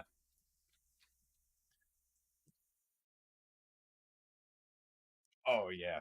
Lupin as the professor is definitely dealing with depression. Because I mean, we're only this far in the book. Feel like we hit the high. And then Snape's worst memory, I feel like it's just kind of downhill for Lupin now. Well, Rowling has said multiple times that Dementors are a physical manifestation of what depression is. Well, yeah. Right? And Lupin knows Dementors very well. And every time Harry has an episode, he's always like, eat chocolate, it'll help. Mm. Lupin has personal experience with this. He knows. Chocolate is the key to curing depression. It is. Forget the antidepressants. It's Just buy chocolate. a family-size Hershey bar. Or buy good chocolate. Or that, yes. I have to pee again. I'm sorry. Okay. No worries. Oh. Corn! Snow! Corn! I can't think of like a good chocolate brand. I don't really eat chocolate. Cadbury. Cadbury? Is that? Okay.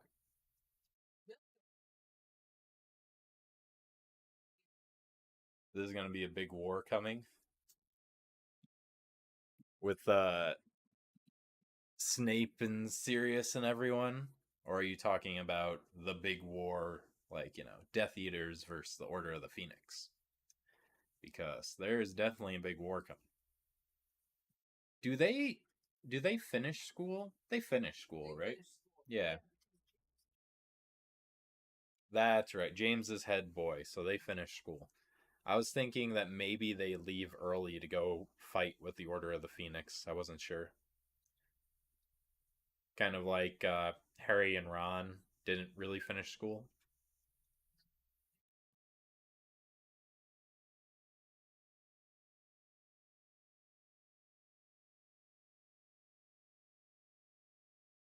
Lily's head girl? I don't know.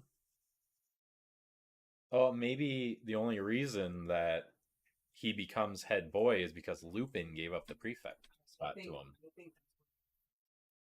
Probably. Oh yeah, the big war at the end. Yes. We're going to see two big wars in this story because this goes through the original war and then up until Lupin's death, the Battle of Hogwarts. That's going to be very heart-wrenching to actually see it happen.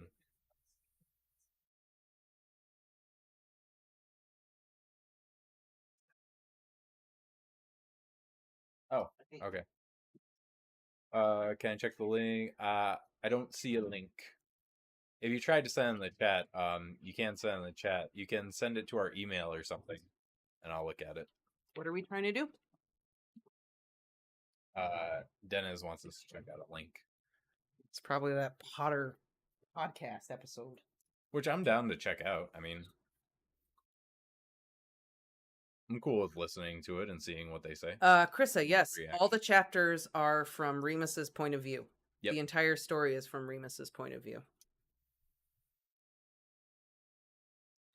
Katie left. I feel like it's going to be very interesting to see how she feels about my rant before when I was talking about the Horcrux thing. She was here for that. She left after. Was she here? She left for when the we whole started thing? the next chapter. Yeah. Oh, yeah. All right. She'll... Okay. Ooh. Sorry. But yeah, we'll do another chapter. Maybe get two done. If we have any time left at the end, we'll check out the link and we can stream it and we can see what everyone thinks. Because isn't that like a reputable podcast? What was it? I'd have to look at it to know. The Pottercast? Yeah. Well, we don't know what link he sent, so we'll just have to check it out.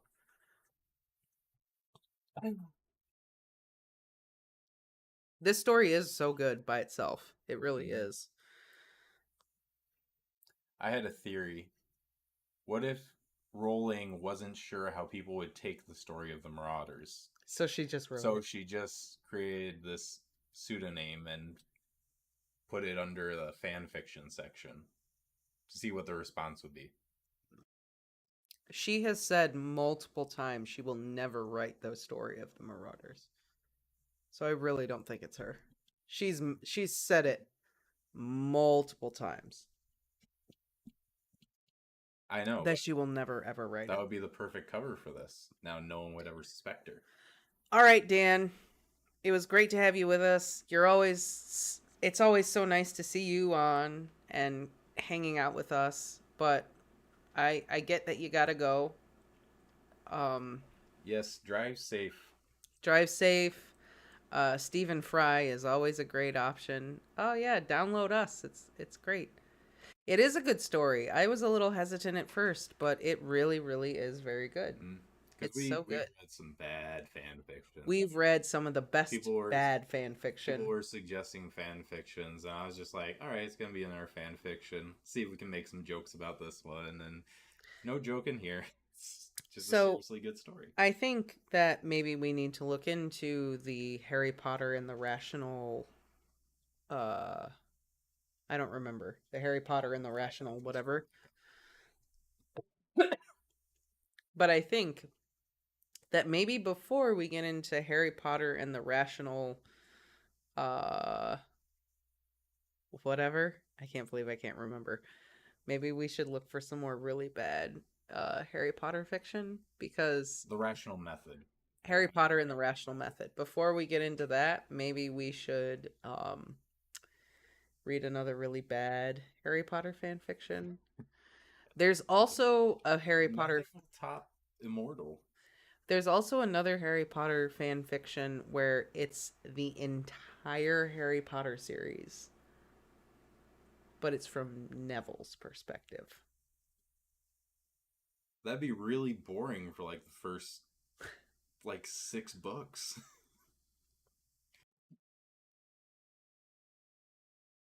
I mean, I'm down, but I feel like it can't be that long. Otherwise, It's like the length of the whole series. It's another one I'm that's interested to check it out. But 'cause I'm like, Neville- what you- could you- he possibly be? well, it's supposedly like all the young dudes. It's supposedly like really, really good. I like I said, I'm down to check it out. But I think we should take a break and we should read Harry Potter and the Rational Method, but I think we should read some really terrible stuff in between. Have some fun. Yeah, Hermione and the Sorting Hat type stuff. No, not that sort of stuff. I got it. All right, I'm just going to Nightmare put it out Fuel. here. Anybody ever read Cloud Mows the Lawn? Cloud Mows the Lawn. Yeah, anyone know what Cloud Mows the Lawn is? Yes. Rational Method. Thank you, Vane. Harry Potter and the Rational Method. Anyone know what Cloud Mows the Lawn is? Fan fiction. No. No? Well, Yes, obviously I'm- you don't. Yes, we will be doing the Lord of the Rings series. It's on the table. Tolkien is on the docket. Tolkien is on the docket.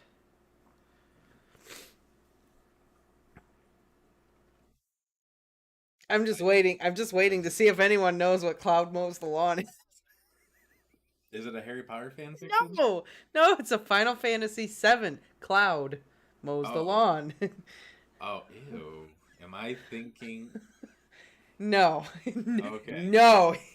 The title has He was- the title has nothing There to wasn't do. any landscaping going on. It's yes, there is, but it's literal landscaping. Like Cloud literally is mowing the lawn. That's got nothing to do. That's with it. this- It's just him mowing the lawn. No, it's not. It's not. It's not. Oh, I wish it was just Cloud mowing the lawn. But it's not. Oh, Patrick knows what Cloud mows the lawn is. Patrick, you know about Cloud mows the lawn? Oh my god. I'm intrigued yet disturbed. Oh, I don't even know how to describe it. Horrifying is what I'm guessing. It's your horrifying. expression. It is horrifying. But it's also it's so funny because it's so horrifying. Do you want to know why Harry was so emotional in book 6 or book 5? Do you want to know what PTSD is like? Read Cloud Mows the Lawn.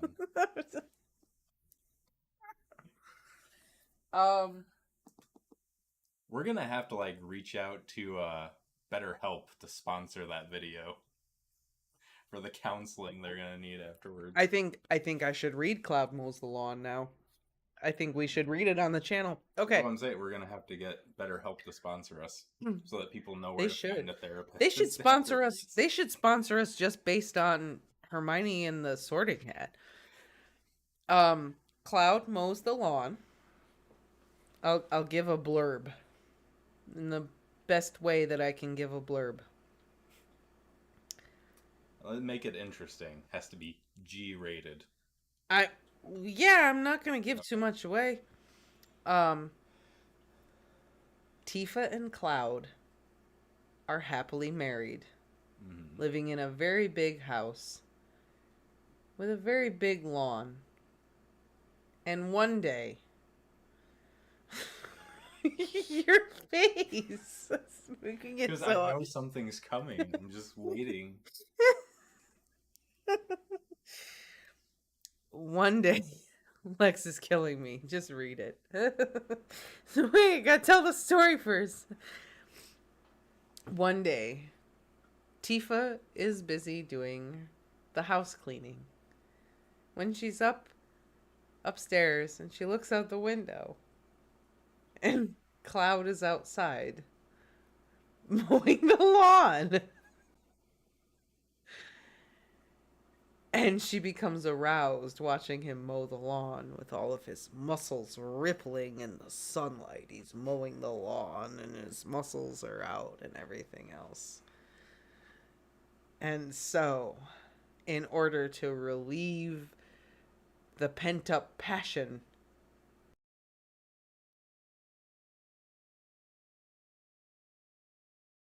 If this is gonna turn into one of those things where you can't finish it because you're laughing too hard, I swear to God. I swear to God.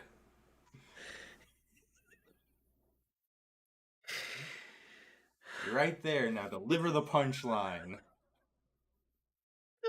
the pressure.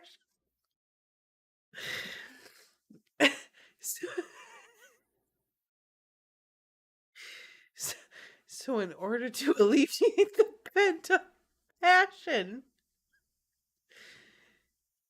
Tifa unzips her shorts and drops them. She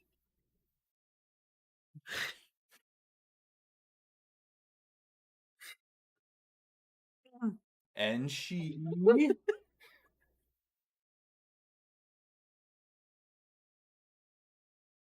my God, you're better at cliffhangers than Ryan Seacrest. And the winner is... revealed after this break. She poops on the floor.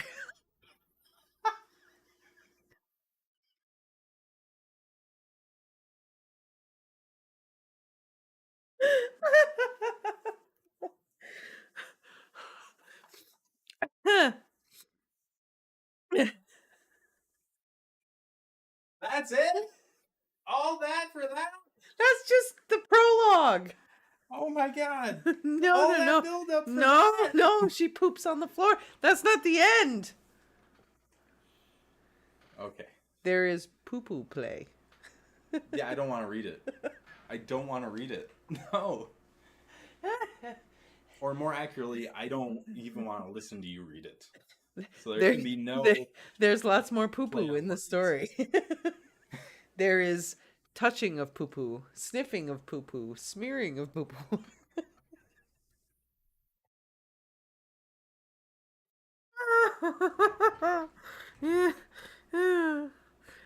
No, I don't want to.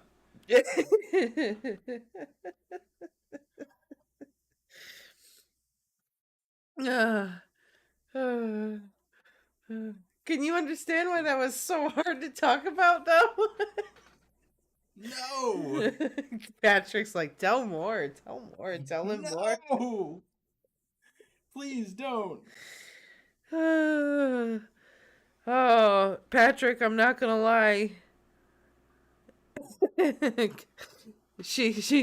Z Beauty looked it up, and the first thing I saw was Cloud Mows the Lawn, and it's disgusting sequels. There's sequels? I didn't know there were sequels. Oh my god. You have some reading to do. I guess so. Ah. No, I listened to that from I listened to it on a YouTube channel that did fan fictions, and they did Cloud Mows the Lawn. And I listened to it, and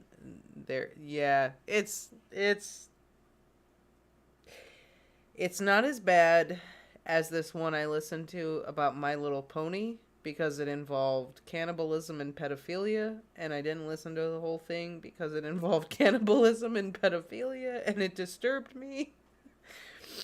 But Cloud Mows the Lawn was all about poo poo, so it just made me laugh.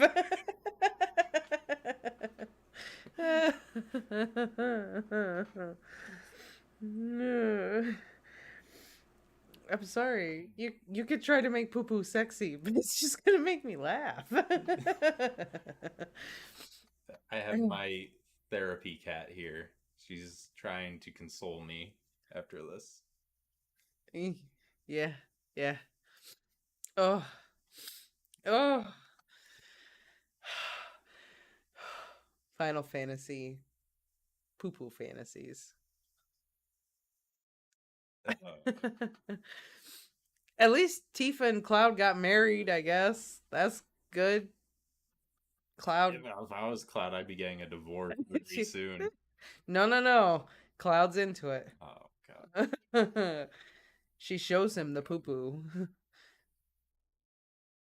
And he Cloud's into it. Don't. Yeah. You know who's not into it? Lupin and the rest of the Marauders.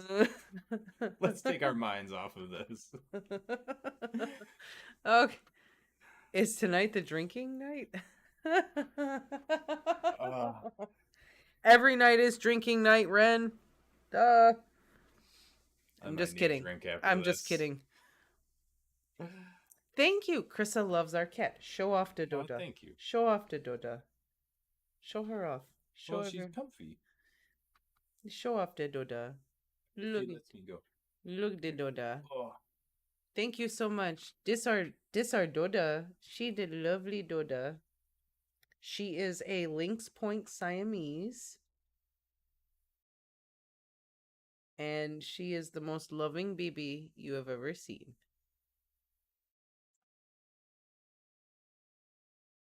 She is. She's like overly loving.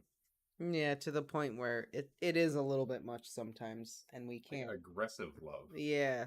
You stop petting her, she'll like come at you and start grabbing you and pulling your hand to her. Mm-hmm. But okay.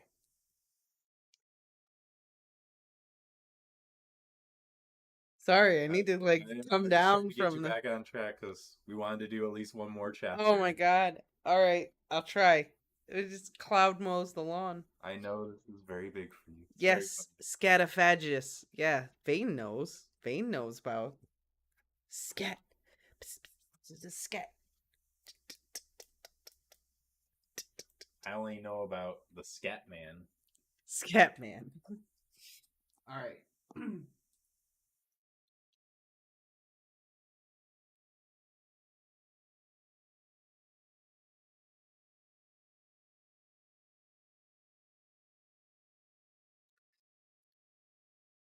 Krissa has a cat like that.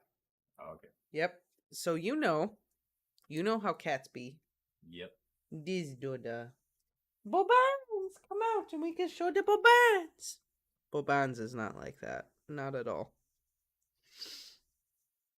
Oh no, here we go. We got another song. Let me see if I can. Alright. We're starting with a song, ending with a song. Is that the whole chapter? Oh no, that's notes on the bottom. I thought that the whole chapter was just a little song. What? No, it's another song that I don't know. So I'm gonna make it up. Practicing for all the songs in Lord of the Rings. Yeah, gotta practice for all the songs in Lord of the Rings. That's true. The road goes ever on and on, out past the doorway. Sorry. Hey, we have 4 too. We have 4 cats too. Just a perfect day, problems all left alone, weekenders on our own. It's such fun, just a perfect day. You made me forget myself. I thought I was someone else, someone good. I'm not laughing at you, Patrick, who said Biggs mowing the yard? Question mark?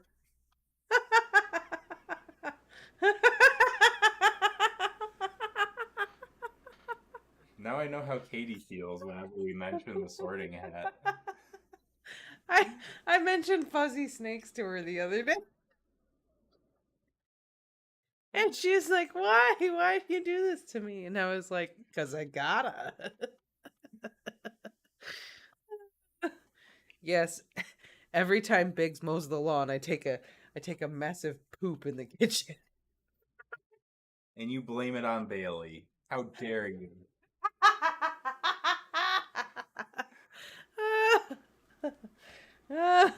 Okay. No more poo poo. Lola, no more poo poo. She's looking at me like, I didn't start the poo poo. What are you talking about?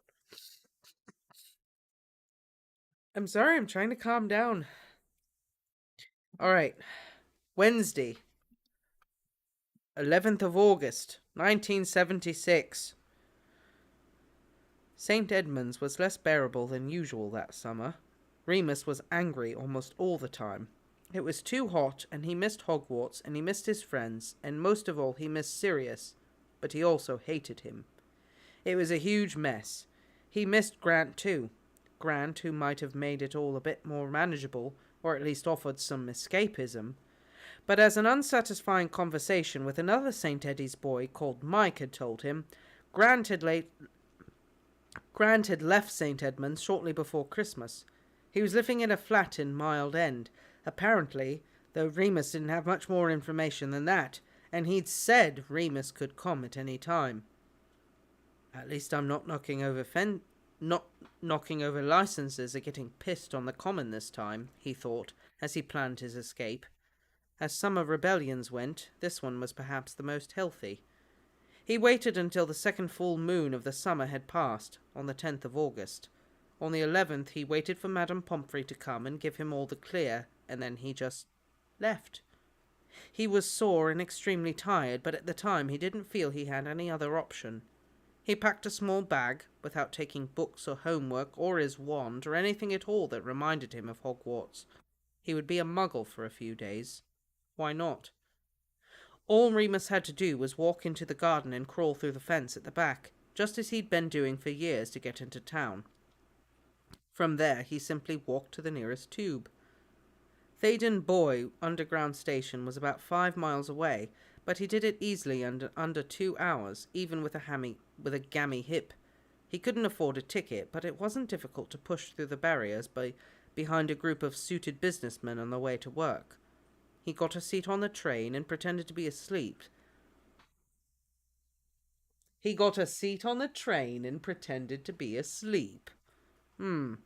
So that the ticket master wouldn't bother him, listening to the rattling, rumbling roar of the train as the carriage whooshed along the tracks like a great earthworm ploughing its way into central London. Excitement pulsed in Remus's chest as he reached Mile End, where he hurried out of the carriage into the dimly lit green and white tiled station. Mile End had been hit by a German bomb during the war, and still hadn't recovered from the shock of it. It was a dirty, sprawling mess of a high street, littered with rubble and newspapers, children playing in the road, noise everywhere. The grim anonymity suited Remus. Who would come looking for him here? Who would find him? He wandered for a bit, unsure what to do next. The information he'd been given was just a building name, no street address. But after asking in a newsagent and quite literally following his nose, he found it. It turned out that Grant actually didn't have a flat, not in the sense that he owned it or was even renting it. As far as Remus could tell, it was a squat shared with several other young men and women. He hadn't actually been expecting Remus either. "Bloody hell!" he exclaimed when one of the young girls brought him to the door. "What are you doing here?" "You did say I could visit." "Yeah, sorry." Grant grabbed his shoulder and pulled him inside. "Sorry, I'm just a bit hungover. Give me a minute." He led Remus into what appeared to be a kitchen. It smelled vaguely of curry and damp. There were bubbles in the wallpaper and holes in the yellow linoleum floor. Grant flickered on an electric kettle.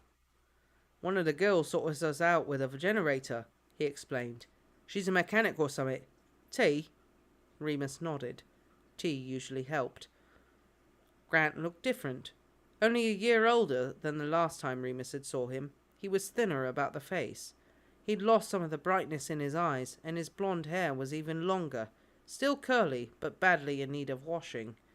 He seemed to have chipped a tooth at some point as well, and a bruise the colour of old honey marred his left cheek. Even so, he still had the same friendly grin. He handed Remus a steaming mug and smiled at him.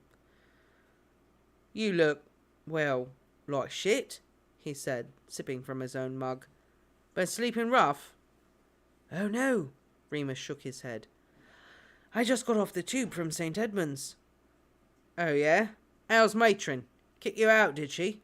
Kick me out, the old trollop." "Nothing like that," Remus said.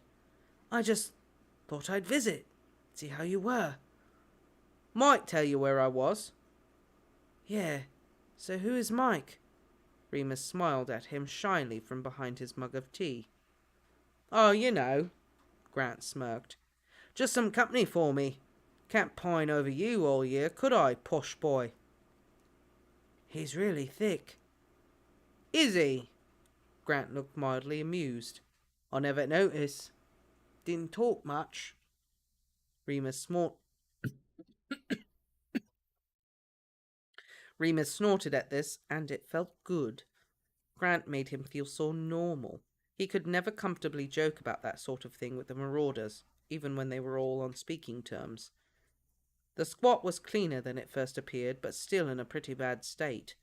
There were 6 of them living there, between 2 bedrooms and a living room, which was visible through a beaded doorway across the hall. Apparently one of the boys even slept in the bathroom, because none of the plumbing was connected anyway. The only working tap was in the kitchen. "There's a loo in a courtyard," Grant explained. Sometimes we get in and use the showers at the boxing club next door." "Oi, oi!" Another man had woken up from his spot on the sofa. "Make us a cup of Grant, darling. Who's this?" He was shirtless, dark-skinned, and gorgeous.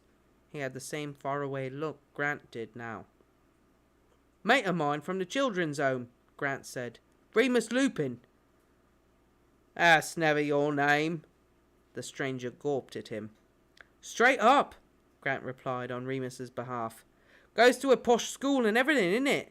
Remus, this is Ads." "Blimey." Ads stared at Remus, then back at Grant. "He one of us?" Grant handed Ads a third cup of tea and surveyed Remus, looking him up and down appraisingly. He nodded, very slightly. Remus wasn't sure what he meant, but he had some idea. He stifled a yawn. Grant clucked sympathetically. "You look dead on your feet," he said. "Had one of your nights, have you? Go and have a lie down if you want. I'll kick 'em all out of the bedroom. No one will bother you." Remus nodded gratefully and was led into a dark and dingy room. "Oi, lazy gits, get you up. Got a mate here and needs a kip." Remus murmured an embarrassed apology to the 4 young men, who clambered to their feet and milled out of the room. The bed seemed to be used on a rotating basis, and no one looked annoyed by his intrusion. One of the boys even winked at Remus. 3 sad single mattresses laid on the floor, strewn with old blankets and pillows. It smelled vaguely of mould and strongly of unwashed bodies. Cardboard had been used to stop up the broken windows. Remus was glad it was the summer. It might have been freezing cold otherwise.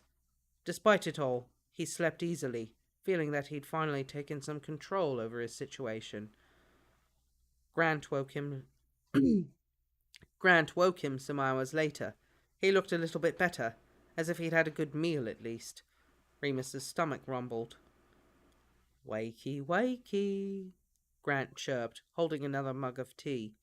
Remus sat up, rubbing his eyes. Some of the soreness left over from the full moon was still there, but he felt better. It must have been midday, judging by the blazing rays of light coming through the gaps in the cupboard. "Thanks," he rasped, sipping the tea, moving along so that Grant could sit beside him.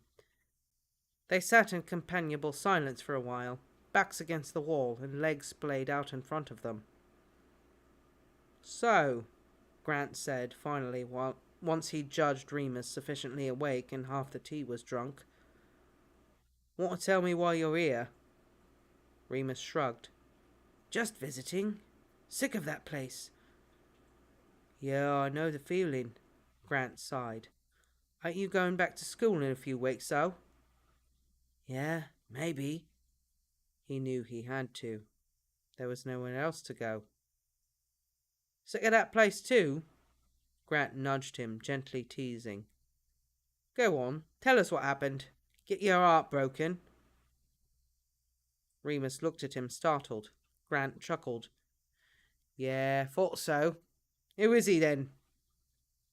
"It's not," Remus stuttered. "It's not that. It's complicated. My friend just let me down." "Yeah, they always do," Grant nodded sagely. "Bet they're the worse for it. Public school boys, eh? Especially with us peasants." "It wasn't like that at all." Yeah. He waved a dismissive hand. "Tell yourself you're different if you like. Stay away from toffs if you want my advice. They're just a bit of fun to them. Keep to your own kind." "This isn't about class," Remus said angrily. Grant glanced around him, sympathetically, as if he was much older and wiser. "Have a look about, Remus," he said, judging to the dank room they were in. "We're British. It's always about class." Remus looked down at his chipped mug of greyish tea. Grant was probably right. What else was this stupid war all about? He felt he ought to say something else, something witty or clever. He stared at the tea and just felt sad. He might lose it if he spoke. Grant set his own mug down on the wooden floor and touched Remus's hand. "You're going to be okay. It stops hurting after a while." No, it was no good. Remus had lost it. He sniffed a few times, trying harder than ever not to cry, but the tears came, and he was too tired. Grant put an arm around him, and Remus leaned into his shoulder, sobbing softly, hiccuping every now and then, like a little child. Grant kissed his head softly and whispered into his hair, "Ain't no shame in it," which only made him cry harder. It was a good thing, maybe. Once he'd finally calmed down, he felt like he'd had a good night's sleep. He wiped his nose on his sleeve and straightened up, looking for something else to talk about. Is everything... Is everyone here, he asked shyly. "Queer? Yeah, most of us. Nowhere else to go. Coppers leave us alone if we leave them alone." "Police? But it's not a crime." "Is for someone your age." Grant raised an eyebrow. "Age of consent is 21 for us deviants." "Oh, right, yeah. But I wasn't going to." Grant laughed and ruffled Remus's hair. "You staying the night? Lot of us are up to the pub in Soho. It's safe enough." "Can I stay then? Just for a bit?" "Don't see why not. Come on, let's get you fed." He hauled himself to his feet, looking thinner than ever in his spindly drainpipe jeans. He offered Remus a hand and pulled him up too. Lunch was baked beans on toast. The bread was a bit mouldy, but they scraped off the greenest bits. Afterwards, they sat about in the living room with some of Grant's housemates and smoked pot with Bob Dylan playing in the background. Everything felt distinctly Muggle-ish, and Remus was glad of it. It was so simple. No one knew him except Grant, who hardly knew him well. It could be very easy to disappear if you wanted to, Remus thought to himself. After a few deep drags on the spliff, Remus found himself lying on the slightly damp beige carpet, staring up at the tobacco-stained ceiling. Grant gently placed a cushion under his head. He was being so kind, like an older brother, even though they were practically the same age and only a year ago had been all over each other. If Remus was being fully honest with himself, he'd come prepared for more of the same, but was eternally grateful that Grant never so much as hinted in that direction. "Fucking dog keeps barking!" someone said in the background, bringing Remus slowly out of his dreamy state. "What is it, a stray?" someone else asked. "Dunno, bloody massive though. Horrible black thing." Oh. "Did you say there's a black dog outside?" Remus sat up slowly, a sinking feeling in his belly. It couldn't be, surely. "Yeah," Ads replied, standing at the window. Remus stood up and went over to join him. Sure enough, there it was. He stepped back quickly behind the curtain, so Sirius couldn't see him. How far could dogs see? I need the loo, just a minute," Remus muttered, exiting the flat quickly. He hurried down the stairs and took the door out to the courtyard, where he stood at the threshold, watching the huge black dog still barking up the window. "Hello, Sirius," he said quietly. The dog turned and was quiet at once. "James with you?" "Hiya, Mooney." James stepped out from behind some bins. "Lovely place you've got here." "Look, I'm not in the mood." Remus folded his arms. He felt a bit lightheaded from the dope. "What do you want?" Sirius had not transformed back, but sat there, watching him. Good. That made it easier for Remus to ignore him. He addressed James instead. "What do you mean, what do we want?" James raised an eyebrow. "We were worried about you. Your matron called the Muggle police and said you'd escaped somehow. Dumbledore found out and got in touch with my parents. I think they thought you'd come to ours. Sirius was sure you'd gone into London. He followed your scent practically all the way from the children's home." "You were at St. Edmund's?" "Yeah." Remus cringed at that, embarrassed. He'd never ever wanted his friends to know what it was like where he lived. He sighed and held out his arms as if presenting himself for inspection. "Well, you found me," he said. "And as you can see, I'm perfectly fine. Now go away and tell your dog to stop barking." He couldn't help slipping a nasty barb at Sirius. His desire to hurt him had not gone away, apparently. Padfoot whined slightly and ducked his head. James ignored it, focusing on Remus.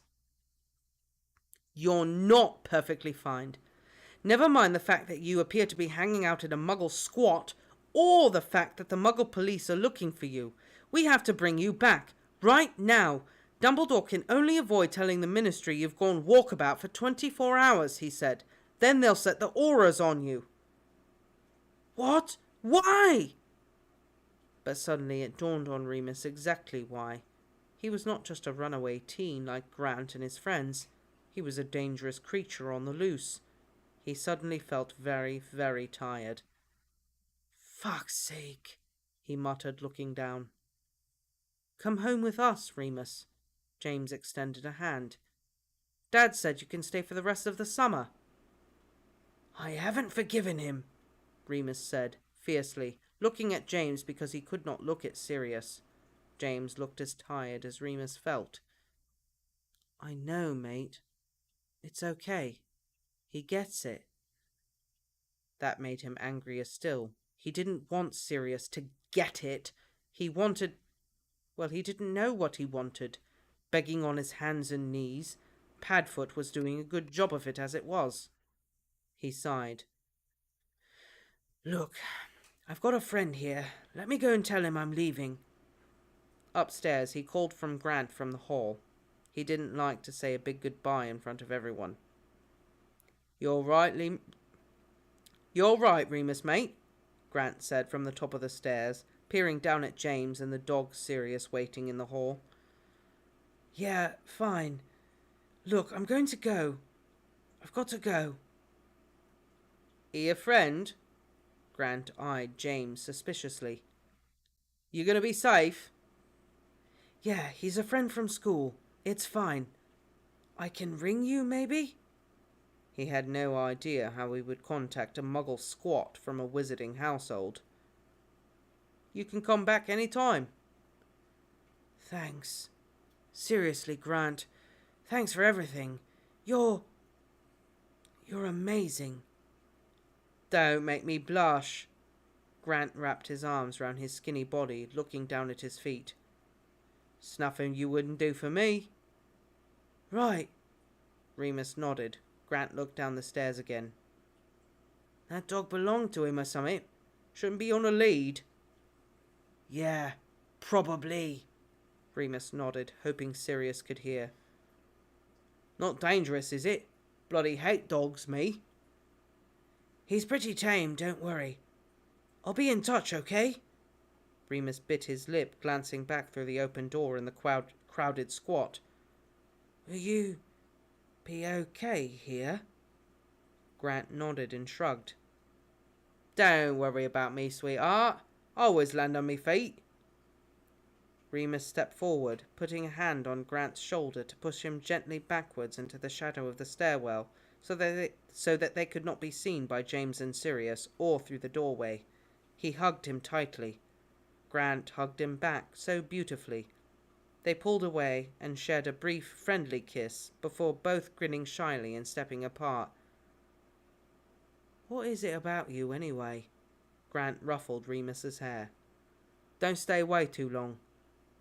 See you, Remus nodded. Grant the Wise. Grant the Wise. I see why Remus kind of pictures him as his conscience. I think Grant is, in a lot of ways, a lot wiser than Remus is. Oh, 100%. 110% wiser. Are you kidding me? Grant seems like he kind of has things figured out. I mean, I'm sure he doesn't, but he's able to really bring things into focus for Remus. The thing about Grant, as opposed to Remus, is Grant is 100% unwilling to hide or diminish who he is. Yeah.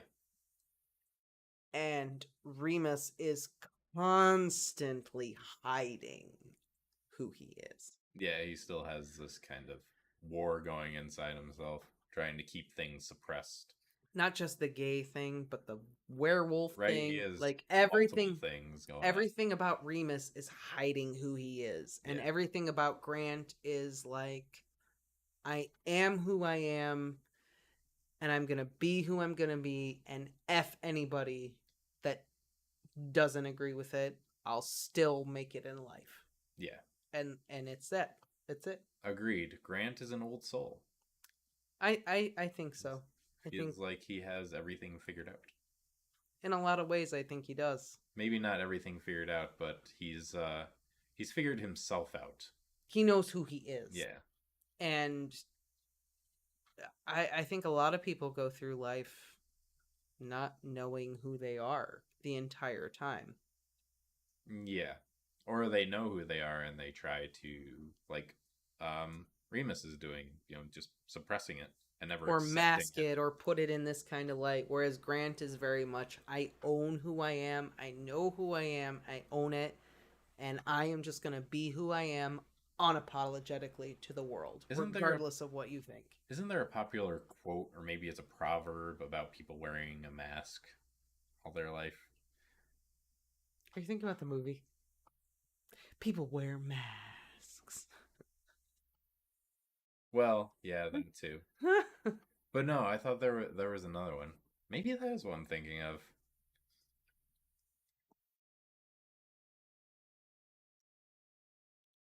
But no, I don't think it's The Mask. Oh, okay. Although, kind of fits. Well, I think that Grant fits the Walt Whitman Song of Myself quote. Go on. I don't know this quote Um, that you speak of. I'm gonna butcher it, so let me look it up real quick. All right, fair enough. Because we're not gonna have another.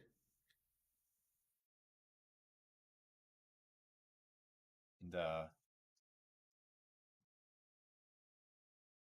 you know, even though later on we see that Sirius definitely isn't apologetic Here it about is. what he's done, I found it. at the same time he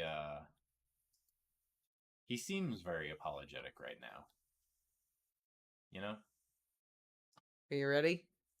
Or at least may not apologetic, but he feels sorry for what he did. All right, I'm sorry, go ahead. So this, I think, fits Grant. I celebrate myself and sing myself, and what I assume you shall assume, and for every atom belonging to me, as good belongs to you. I loaf and invite my soul. I lean and loaf at my ease, observing a spear of summer grass. My tongue, my every atom of my blood, formed from this soil, this air, born here, of parents from here, from parents the same, and their parents the same. I, now 37 years old, in perfect health begin, hoping to cease not till death.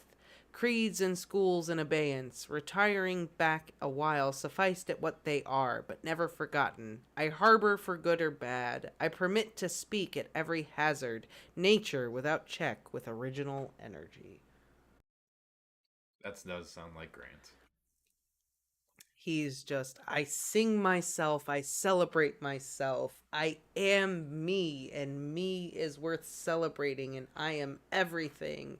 Because I'm everything, I am a being worth celebrating, and on and on and on and on. And Remus is just like, I'm gonna hide in this corner over here because I'm still ashamed of who I am. Yeah. And then you Total have opposites. And then you have Sirius in the mix, who is just... I want to just take a note and say that Sirius is a Sag. And so I kind of identify with Sirius's tendencies a little bit. Like, when we talk about Sirius and the bad decisions he makes and the sporadic decisions that he makes and the issues that he has and blah, blah, blah. When I read Sirius, I understand why he does what he does, because I put myself in his shoes and I'm like, I would do that. I would do that. I would do that. You would send Snape to his death? No, I wouldn't send Snape to his death. I wouldn't do that. But there are just some things where Sirius just comes out and says stuff or does stuff, and I'm just like,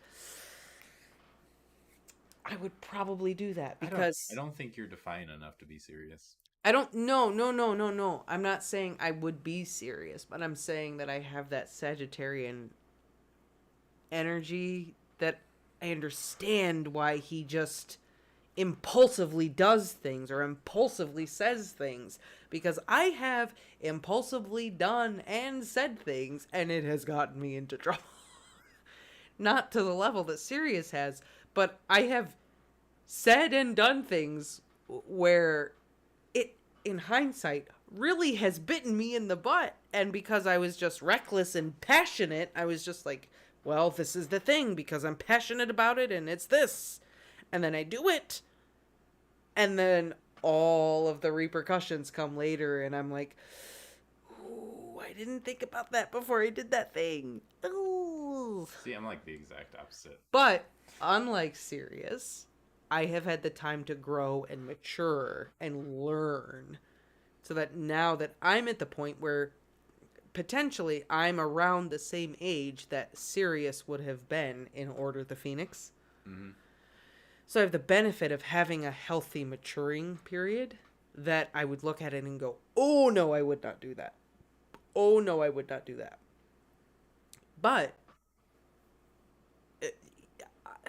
I'm just saying I relate to Sirius in the sense that sometimes I speak and do something, before I think about it. And that's that kind of like Sagittarian energy. And I get where Sirius does that. And I can just relate to it. That's all I'm saying. That's all I'm saying. You're a Taurus. Of course you don't do that. I don't get into astrology, so I guess I'll just take your word for it. I'm just saying. Neville is you and Neville. Oh, and no worries, Smitty. I saw that and I assumed you're just a little bit behind. I just kind of skipped over that comment because we went very in depth for a hot minute on that. I didn't want to spark that fire again. What, Cloud Mows the Lawn? No. Oh, okay. He was talking about the horcrux. Oh, yeah, let's not get into that again. Yes, Patrick, have a good night. Yes, good I'm night. glad you had a good time. It is almost time to wrap up the live stream, Yes. so we will not have another... We're wrapping it up here in a couple minutes, too. It's about time. Yeah, we don't have enough time Thank to you read for another joining us. chapter. It's always good to see you. Yes, Patrick, thank you so much for making it. Where It you was looking? awesome. I was going to look and see what the next chapter was, but... Oh, yeah. Let's see. Because next chapter, they should be going back to school, right? Did you think ahead of time about them keeping tabs on him because he's a werewolf and if he left home?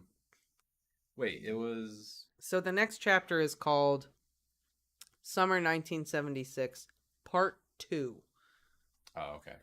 So we are going to finish out the rest of the...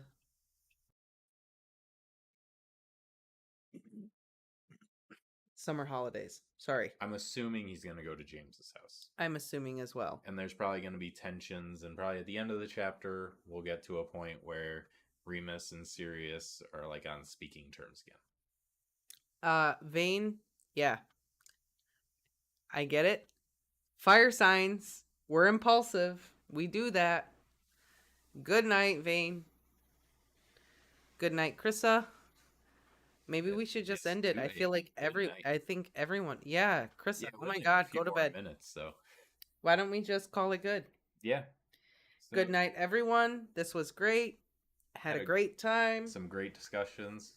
Some good discussions, and we will fiery debates. Some fiery debates, and we will see you all this Saturday at 12 p.m. Eastern time. And if you're not sure what that correlates to in your time zone, right after the stream, I'm going to make it.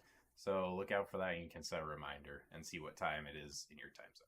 But anyways, good night, everyone. Take care. See you soon.